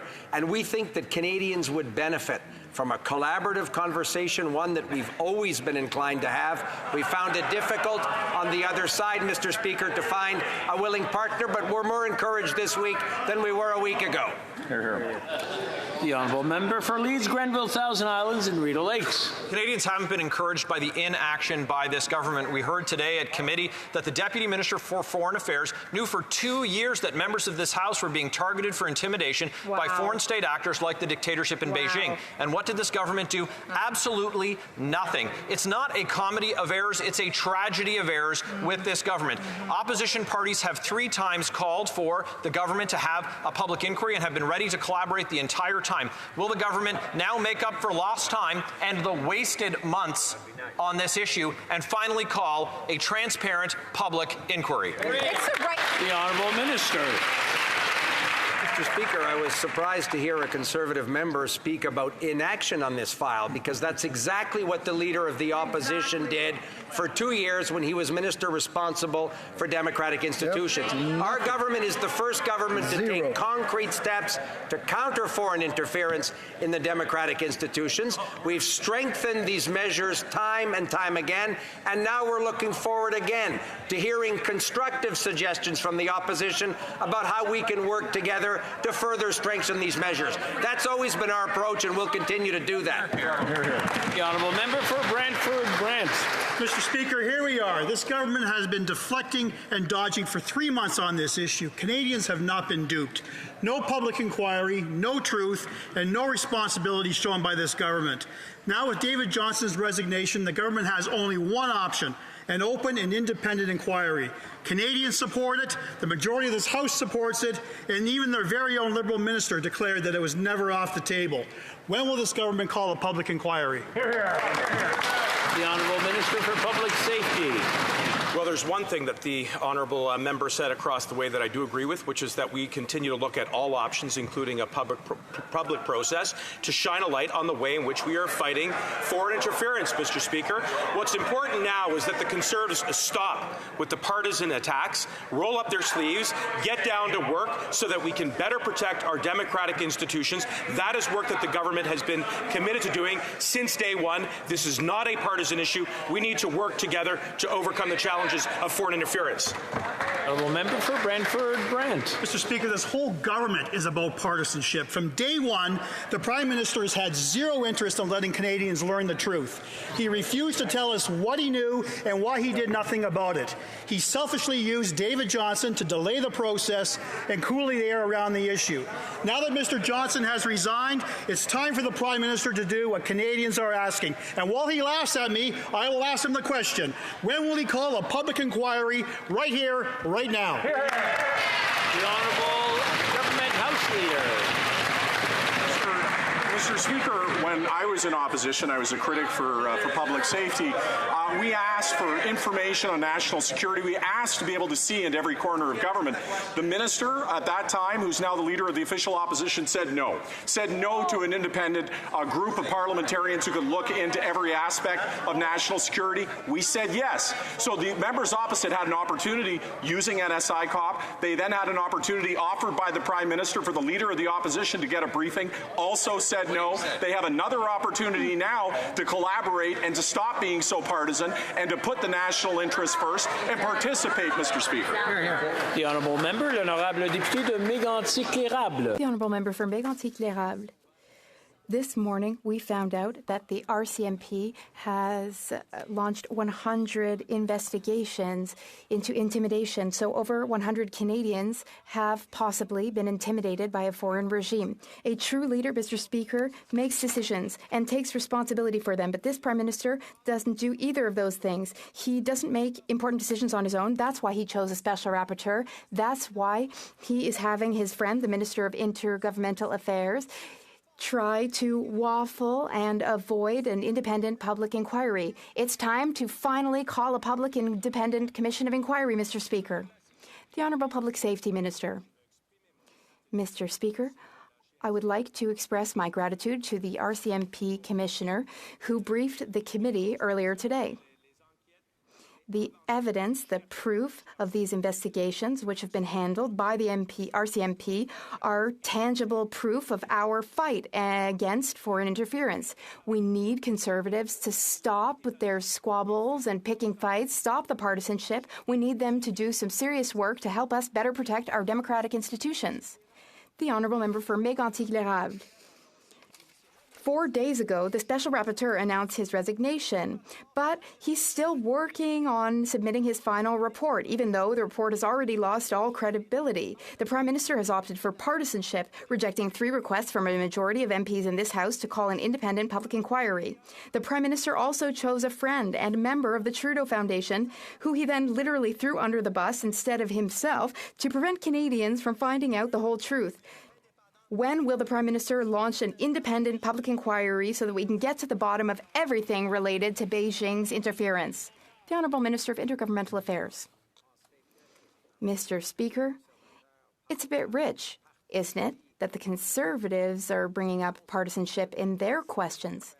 The Conservatives are the ones who decided to turn this matter, the important matter of protection of democratic institutions and foreign interference, into a partisan matter.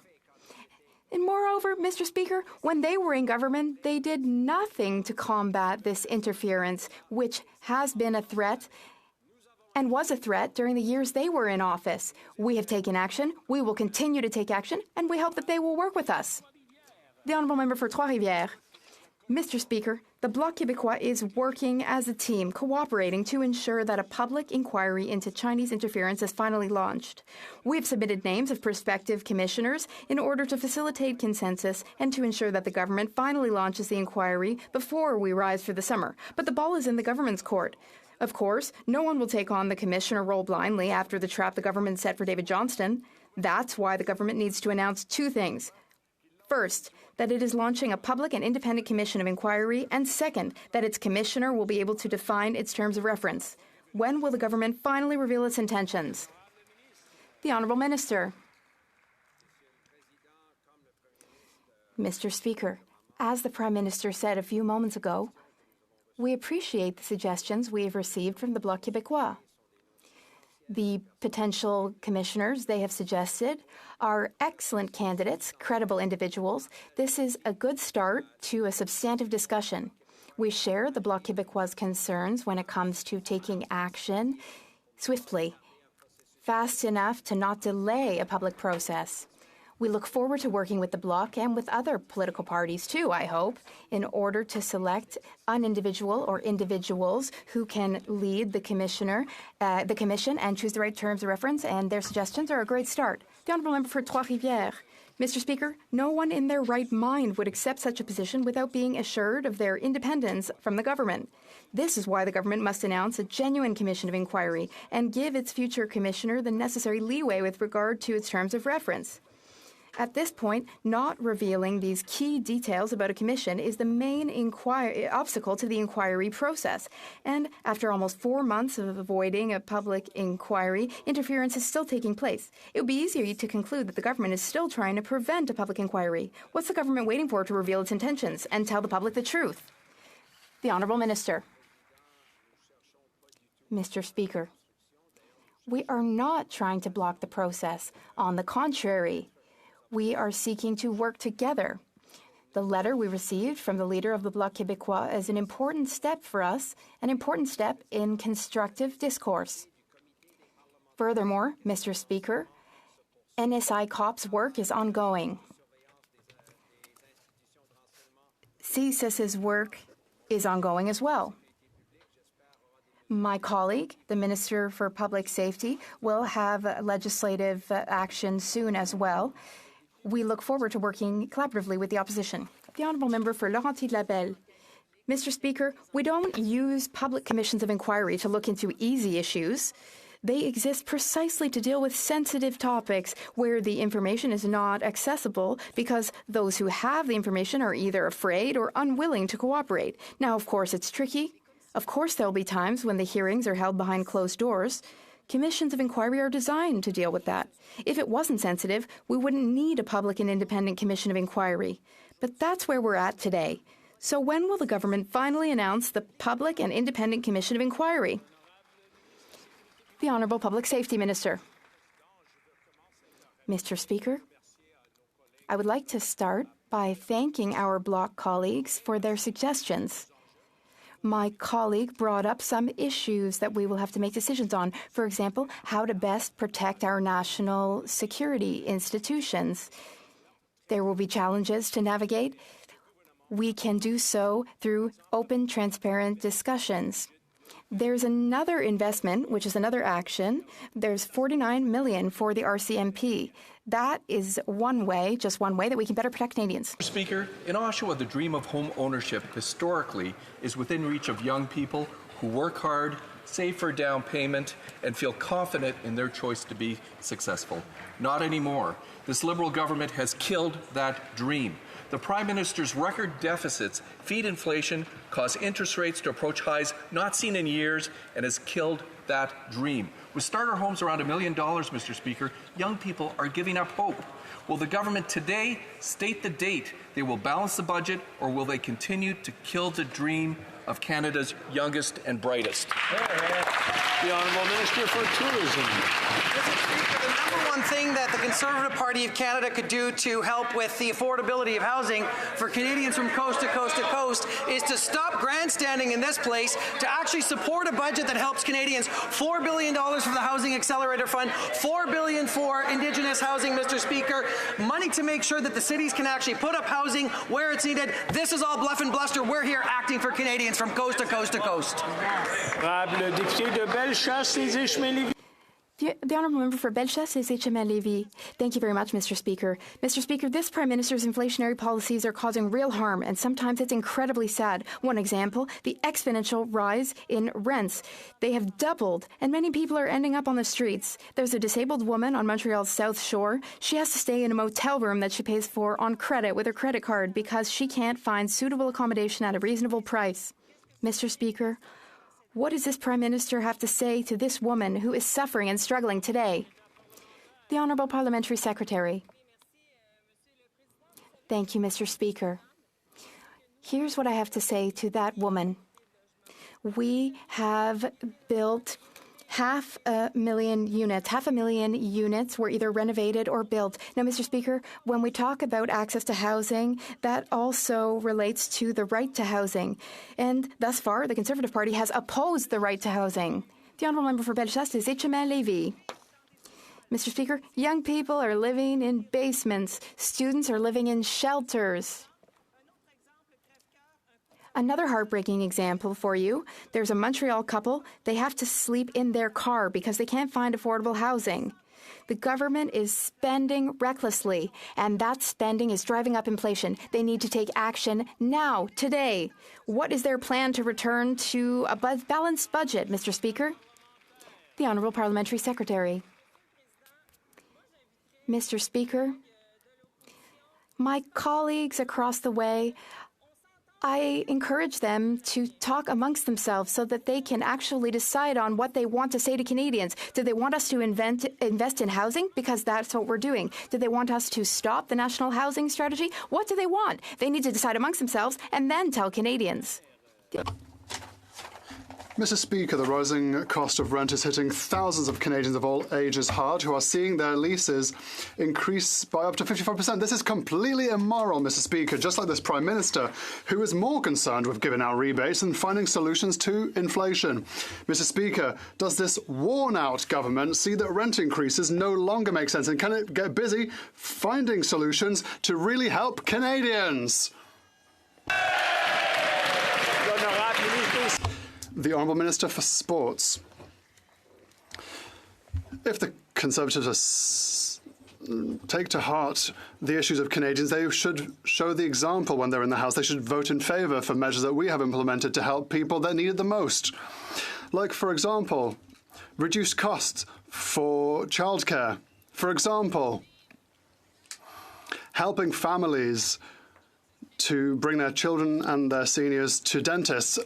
However, the Conservatives have no solutions to offer, and they continue to vote against our measures that truly help people that really need it. It's completely incoherent, Mr. Speaker. The Honourable Member for Vancouver Kingsway.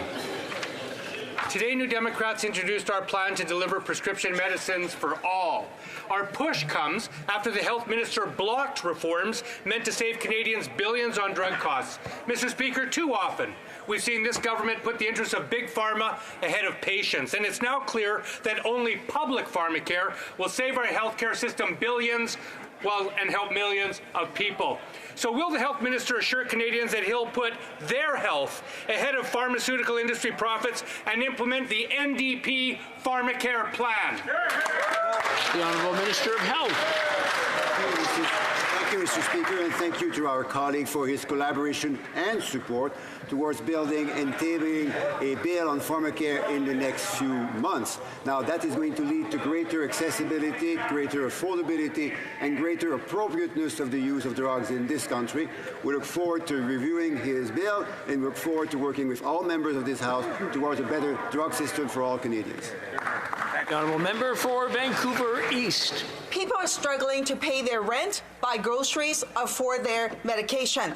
I've met seniors who are taking their pills every other day or cutting them in half to make them last longer. Today, New Democrats introduced a plan to help Canadians to afford their prescription drugs. The Liberals have been promising pharmacare for 25 years without acting. People are counting on this government to make life more affordable, but they're letting them down. Will the Liberals finally support the NDP's plan for universal pharmacare to help Canadians to make ends meet? The Honourable Minister of Health. Thank you, Mr. Speaker, and the member is correct. Now, people are counting on this government to make life more affordable for seniors, for families of children, including the 300,000 children who have received the Canada dental benefits since December last year. These, Mr. Speaker, are children that can now go and see a dentist or a hygienist, have access to proper and affordable oral health care, which we all know is essential for global health in this particular country. For Davenport. Mr. Speaker, in my riding of Davenport, we've been watching in horror as Russia continues to strike civilian targets in its unprovoked, unjustified, and illegal invasion of Ukraine. Canada stands shoulder to shoulder with the people of Ukraine, and we will do so for as long as it takes. Can the Minister of National Defense please provide an update on the additional support we are providing to Ukrainians in the face of Russia's brutal invasion? Minister of Defense. Mr. Speaker, since day one, Canada has stood steadfast with Ukraine in its fight for sovereignty, security, and territorial integrity. On the weekend, the Prime Minister announced another $500 million for Ukraine. That's going to go to extending Operation Unifier, Mr. Speaker. It's going to 10,000 rounds of ammunition, as well as almost 300 air defense missiles to protect Ukraine's skies. Mr. Speaker, we will always stand with Ukraine in the short and the long term. Our support will not waver. Slava Ukraini. The Honourable Member for Huron-Bruce. Thanks, Mr. Speaker. Friedman once said, inflation is always and everywhere a monetary phenomenon, a problem of printing too much money. Well, these Liberals have been printing money for 8 years. Now they've doubled our debt, and everyday inflation is out of control. You can drive up and down any country road, you can visit any small town, and you will see the effects of inflation and high interest rates. Mr. Speaker, when will these Liberals get off the backs of Canadians and out of their back pockets?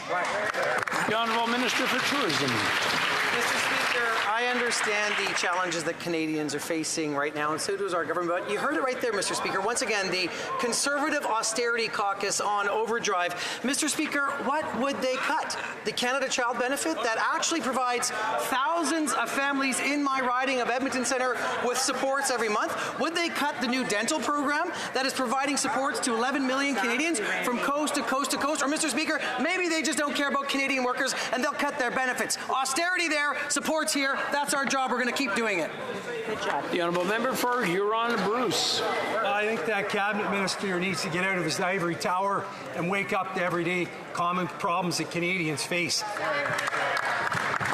You take a look at it, Mr. Speaker, Canadians will be going to renew their mortgages in 2024 and 2025, and they're going to be up to some grim reality with what those interest rates are. In addition to that, businesses are trying to make investments to improve productivity, which will actually reduce inflation. Imagine that. So when are these Liberals out of control spending going to get spending under control, reduce inflation, and get interest rates under control. Thank you. The Honourable Minister for Immigration. It's fascinating to watch my colleague make a case for classic neoliberal economics, which tends to favor the wealthy and doesn't do much for working class people who live in communities like mine. The reality, Mr. Speaker, is that their argument to deal with the rising cost of living is to make sure that families receive less money from the government to help them with the cost of living. We believe something fundamentally different. We believe in supporting students through a generous Canada Students Grant. We believe in supporting families with the Canada Child Benefit. We believe in supporting seniors with a more generous old age security. We are going to continue to support workers with the Canada Workers Benefit. Every step of the way, we're here for the working class. They're here for the wealthy. I just want to remind the Honourable Member for Sturgeon River Parkland that he does have a strong voice, and even if he thinks he's just talking and whispering, it's rather loud. So maybe take care of that voice and make sure that it's for the people around you, not for everyone. The Honourable Member for Simcoe North. Mr. Speaker, it was a little puzzling last week. On the same day the Bank of Canada raised interest rates, the Finance Minister said, "We are very close to the end of this difficult time and a return to low, stable inflation and strong and steady growth." Except now experts are saying the risk is that inflation won't come down, which means interest rates and mortgage rates will be higher. Isn't it time that the government cut inflationary deficits or inflationary taxes like the carbon tax so interest rates and mortgage rates can come down for Canadians? The Honourable Minister for Tourism. I respect the honourable colleague a great deal, and he knows, like we do, that the inflationary cycle taking place in Canada is not a Canada-only phenomenon. Inflation is taking place across the world, Mr. Speaker. But look, let's listen to the Governor of the Bank of Canada, Tiff Macklin, who said the government spending patterns are not standing in the way of inflation getting back to target. And in our projections, which incorporate those measures, we have inflation coming back to target. For Simcoe North. Mr. Speaker, it was a previous Bank of Canada governor that said government deficits made interest rates go higher this year. But let's talk about the government's predictions. They said interest rates would remain low forever. They haven't. They said inflation wouldn't come. It has. They said once inflation came, it would just be here a short time. It's still here. Now they tell everybody that inflation's coming down and the economic certainty is over. So do all the ministers agree with the Finance Minister, or how many predictions does someone need to get wrong before they're held accountable? Absolutely. The Honourable Minister of Tourism. Mr. Speaker, I suspect that many people on that side were predicting that Stephen Harper would win the 2015 election. And how did they get those predictions? On this side of the House, Mr. Speaker, we are focusing on Canadians. We are making sure that healthcare is stabilized for a generation. We're making sure that we're growing the economy. We're helping those Canadians who need it most. And Mr. Speaker, the Conservatives won't tell Canadians where they would cut. So the question is, where would they cut? Let's hope we never find out. We're going to keep delivering for Canadians. L'honorable député de... The Honourable Member for Thérèse de Blainville. Mr. Speaker, there are workers who are losing weeks of work because of the forest fires, and not all of them will be starting work again in the short term. These are seasonal workers, for example, in the forestry, tourism, outfitting and other industries. The federal government says, just 1 second, it's nothing personal, I'd like the Honourable Member to begin, but before that, there's a bit of chit-chat happening on both sides of the House, and it's rather loud. To really, if they want to talk to each other, it's fine. But just maybe either whisper somebody close, or if you're far away, don't yell across the floor. Maybe just go outside and come back. That's allowed. L'honorable... The Honourable Member for Thérèse de Blainville from the top. Mr. Speaker, there are workers who are losing weeks of work because of the forest fires, and not all of them will be starting work again in the short term. These are seasonal workers, especially in the forestry, tourism, outfitting and other industries. The federal government says it will speed up their employment insurance claims. That's all well and good for some, but it's no help to all the workers who don't qualify because of the excessive 700-hour threshold. Will the Minister relax the criteria to ensure that no unemployed worker is left out in the cold? The Honourable Minister for Families. Thank you, Mr. Speaker. I would like to thank my honourable colleague for that important question. As I mentioned a week ago, Service Canada will accept applications for workers that have been impacted by the forest fires. they can apply even if they don't have even if they don't reach the usual threshold. And we will undertake every measure necessary to make sure that these workers receive employment insurance. Thank you, Mr. Speaker. The Honourable Member for Thérèse de Blainville. At this rate, the trees will grow back before help arrives. Mr. Speaker, it's the same thing every time. Every time there's a crisis, 6 out of 10 workers are abandoned by the employment insurance regime. And every time the federal government finds a way to be surprised. We wouldn't need emergency flexibility today if the government had reformed employment insurance as they had promised. But history is repeating itself once again because of its broken promises. When will the government announce emergency measures for all workers that have been hit hard by the fires, including those who have fallen through the cracks? Secretary. Thank you, Mr. Speaker. And we understand, obviously, the seriousness of the challenges that many Canadian workers, including those in Quebec, are facing right now. We are with them on the ground. We encourage all workers impacted by wildfires to apply for EI as soon as possible, even without a record of employment. We are on top of this, Mr. Speaker, and we will be there for Canadian workers. Thank you. Mr. Speaker, due to this government's overreach, overspending, and overtaxation, the financial pressure on Canadians has become overwhelming. In my region and across Canada, Canadians are struggling. Our Atlantic premiers have been clear. They need relief, and they need it now. Meanwhile, the government is busy doing their dastardly dance of disorder with the Davos wonder class, amassing wealth and jet-setting around the world, all the while taxing the little guy for simply driving to work. When will this government stop fanning the flames of inflation and provide much-needed relief that Canadians are desperate for? The Honourable Minister for Families. Mr. Speaker, what the member opposite is talking about is things like the Canada Child Benefit or the Canada Workers Benefit or the Climate Action Incentive that is actually providing thousands of dollars into the pockets of Canadians. So I think the real question that Canadians want to know is what are the Conservatives planning to cut?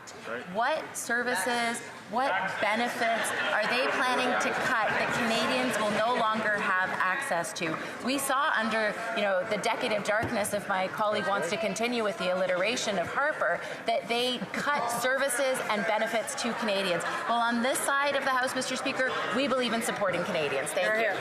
The Honourable Member for Tobique-Mactaquac. Well, Mr. Speaker, Canadians are tired of this government's tepid tiptoeing through the tulips of political expediency with clear non-answers to just display like that. Mr.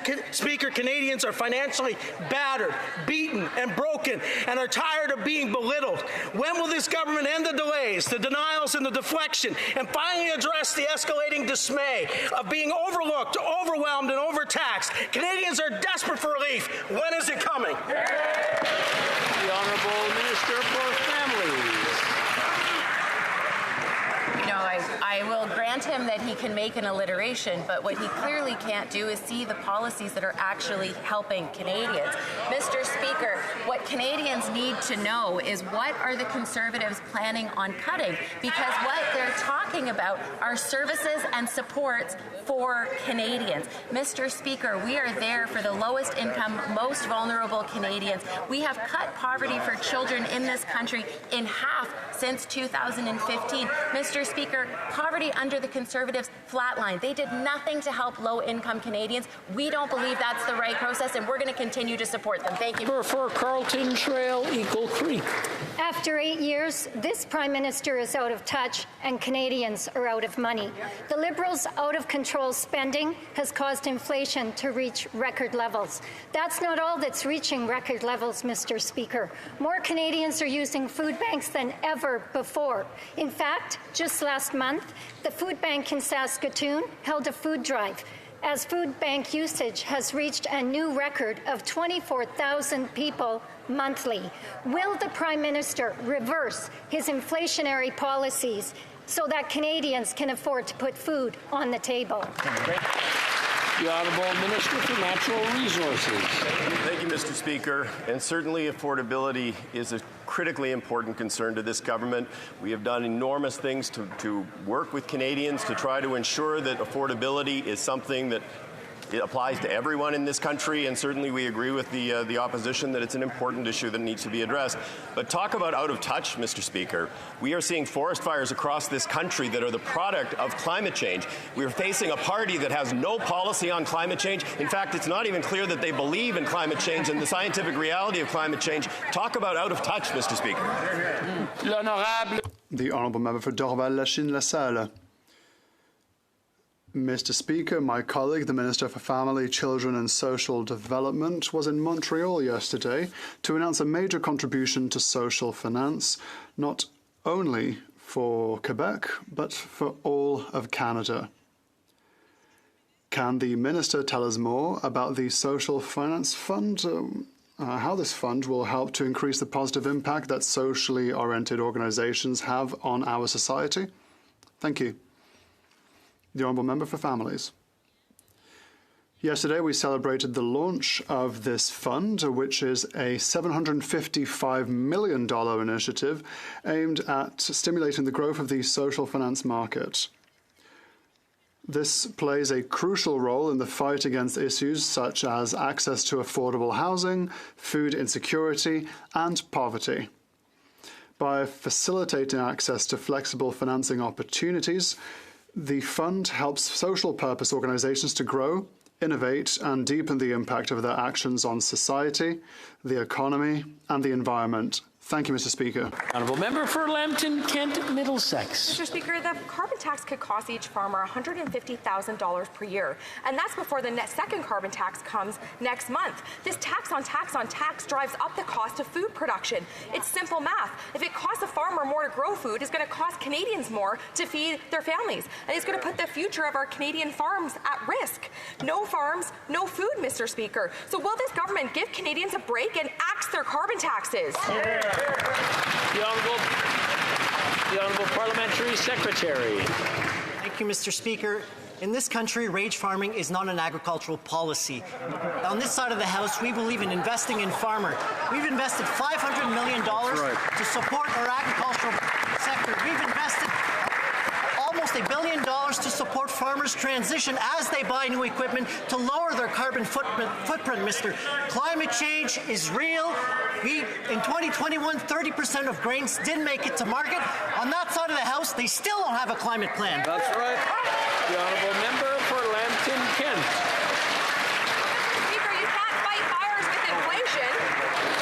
Order. The Honourable Member for Lambton, Kent, from the top, please. Thank you. Well, Mr. Speaker, you can't fight fires with inflation. This Liberal government's inflation is causing the cost of food and groceries to skyrocket. Farmers pay carbon tax to get their crops from the field to their warehouse, from the warehouse to the grocer's warehouse. Then the grocers pay carbon tax to get the food to the grocery store. And then families pay carbon tax to drive to the grocery store to buy their food. This tax on tax, it never ends, and it's increasing the cost of our food. There's no common sense in this. So when will this government axe their carbon taxes? The Honourable Parliamentary Secretary to the Minister of Agriculture. Mr. Speaker, as the honourable member knows, farm fuel are exempted from any price on pollution. As the honourable member knows, and I would encourage her to speak to canola farmers, as she would know that the clean fuel standard is great for farmers. We started. We were doing so well. We're doing so well. I'm just going to ask everybody to take a deep breath. Order. I was just trying to translate. Order. Order. Now, let's all listen to each other, not while we're shouting, but just while one person is speaking, and then one person will ask a question, one person will answer. That's the way it's supposed to work. The Honourable Parliamentary Secretary from the top, please. Mr. Speaker, a noisy plan is not a climate plan. We believe on this side of the House that farm fuel should be exempted on farms, and they are, Mr. Speaker. We also believe that the clean fuel standard will bring great opportunities for farmers, and especially canola farmers. I would encourage the members on the other side, especially out west, to have a conversation with the canola growers and see if they're supportive of this particular policy, because they are. Exactly.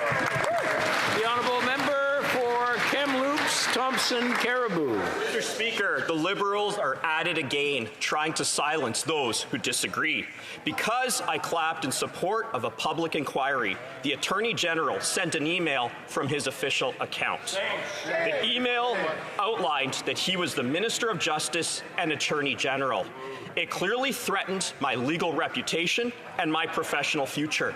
But we as Conservatives will not be silenced. Does the Attorney General think it's acceptable to threaten and intimidate an MP's reputation just because they support an inquiry? The Honourable Minister of Justice.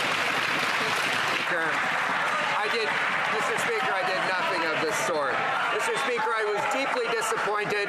Mr. Speaker, I was deeply disappointed all week to hear Conservatives attacking the reputation of Frank Iacobucci, who was a former Justice of the Supreme Court of Canada, who was a Deputy Minister. I'm trying to hear what the Honourable Minister has to say, but the shouting starts getting louder and louder. The honourable member for Kamloops Thompson Caribou asked a question. I think he deserves an answer. The honourable minister. I was merely reacting to the fact that the Conservatives all week had been attacking Mr. Justice Frank Iacobucci, a former Justice of the Supreme Court of Canada, a former Deputy Minister of Justice, Mr. Speaker, under the Conservatives under Brian Mulroney. And, Mr. Speaker, the honourable member clapped loudly when Mr. Justice's name was Mr. Justice.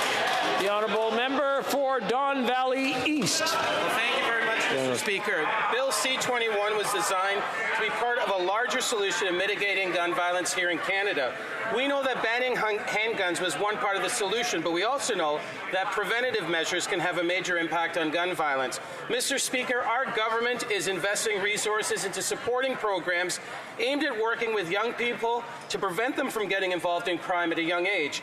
Can the minister please share with this House some of the steps we are taking to invest in preventative programs and services directly aimed to young people? Great. The Honourable Minister for Public Safety. Mr. Speaker, I want to thank my colleague for the question. And to eradicate gun violence, we need strong laws, strong borders, and strong prevention. We're rolling out a $250 million Building Safer Communities Fund to address the root causes that my colleague talks about.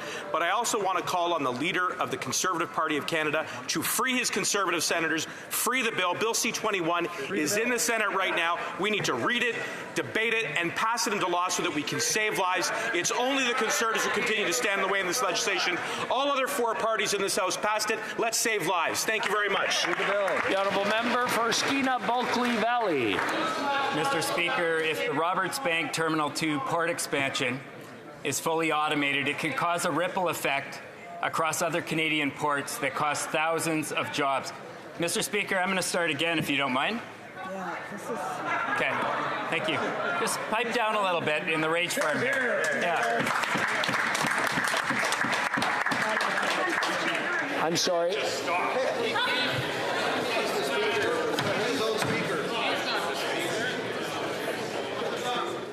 I'm sorry, I was distracted and I couldn't hear the noise that was going on because we were trying to look at what's going on. I'm going to ask the honourable member to start from the top so we can hear his question. I'm going to ask everyone to take a deep breath and not heckle each other. Just try to be nice. The honourable member for Skeena-Bulkley Valley. Mr. Speaker, if the Roberts Bank Terminal 2 port expansion is fully automated, it could cause a ripple effect across other Canadian ports that cost this country thousands of jobs. At the same time, there are very serious environmental concerns. The federal government's own review process called the environmental damage from this project permanent and irreversible. The ILWU has reached out to the minister and expressed strong concerns on both of these fronts, and yet he approved the project without even reaching out to them. How can this minister say that he's on the side of working people when he ignores the concerns of Canada's largest port workers? The Honourable Parliamentary Secretary. Speaker, our government respects and has faith in the collective bargaining process. We believe that the best deals are the ones that are made and reached at the bargaining table. The parties are negotiating with the help of a federal mediator right now. We have confidence in the parties' ability to work together to reach a deal as quickly as possible. Thank you very much. Honourable member for Port Moody, Coquitlam. Mr. Speaker, my office has been flooded with calls. Canadians expected to see the Canada Disability Bill arrive today, but because that's what the government had said last week. But the Liberals are still stalling. They did not keep their promise. This benefit will bring relief to those who need it the most, the thousands of Canadians living with a disability and poverty. Will the Liberals finally keep their promise and adopt this new benefit before we rise for the summer to ensure Canadians get the urgent help they need? The Honourable Parliamentary Secretary. Thank you, Mr. Speaker. In Canada, no person with disability should live in poverty. That's why we are creating the Canada Disability Benefit, an income supplement with the potential to seriously reduce poverty and increase financial security for hundreds of thousands of working-age persons with disabilities. In February, this House unanimously adopted Bill C-22, and Bill C-22 is now on the calendar for tomorrow for debate. We are looking forward to getting this legislation past the finish line. Thank you, Mr. Speaker. I'm afraid that's all the time we have for question period today. C'est tout le temps que nous avons pour la période de questions aujourd'hui. We have no further questions. Moving on. Oh, we have a point of order. The Honourable Member for Rivière-du-Nord.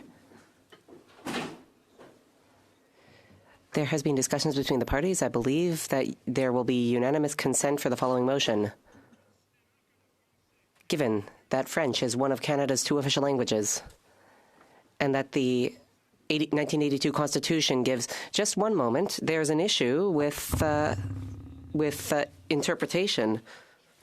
If I may, if the member could start over from the top. Thank you very much.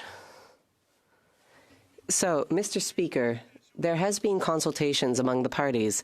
I believe that there will be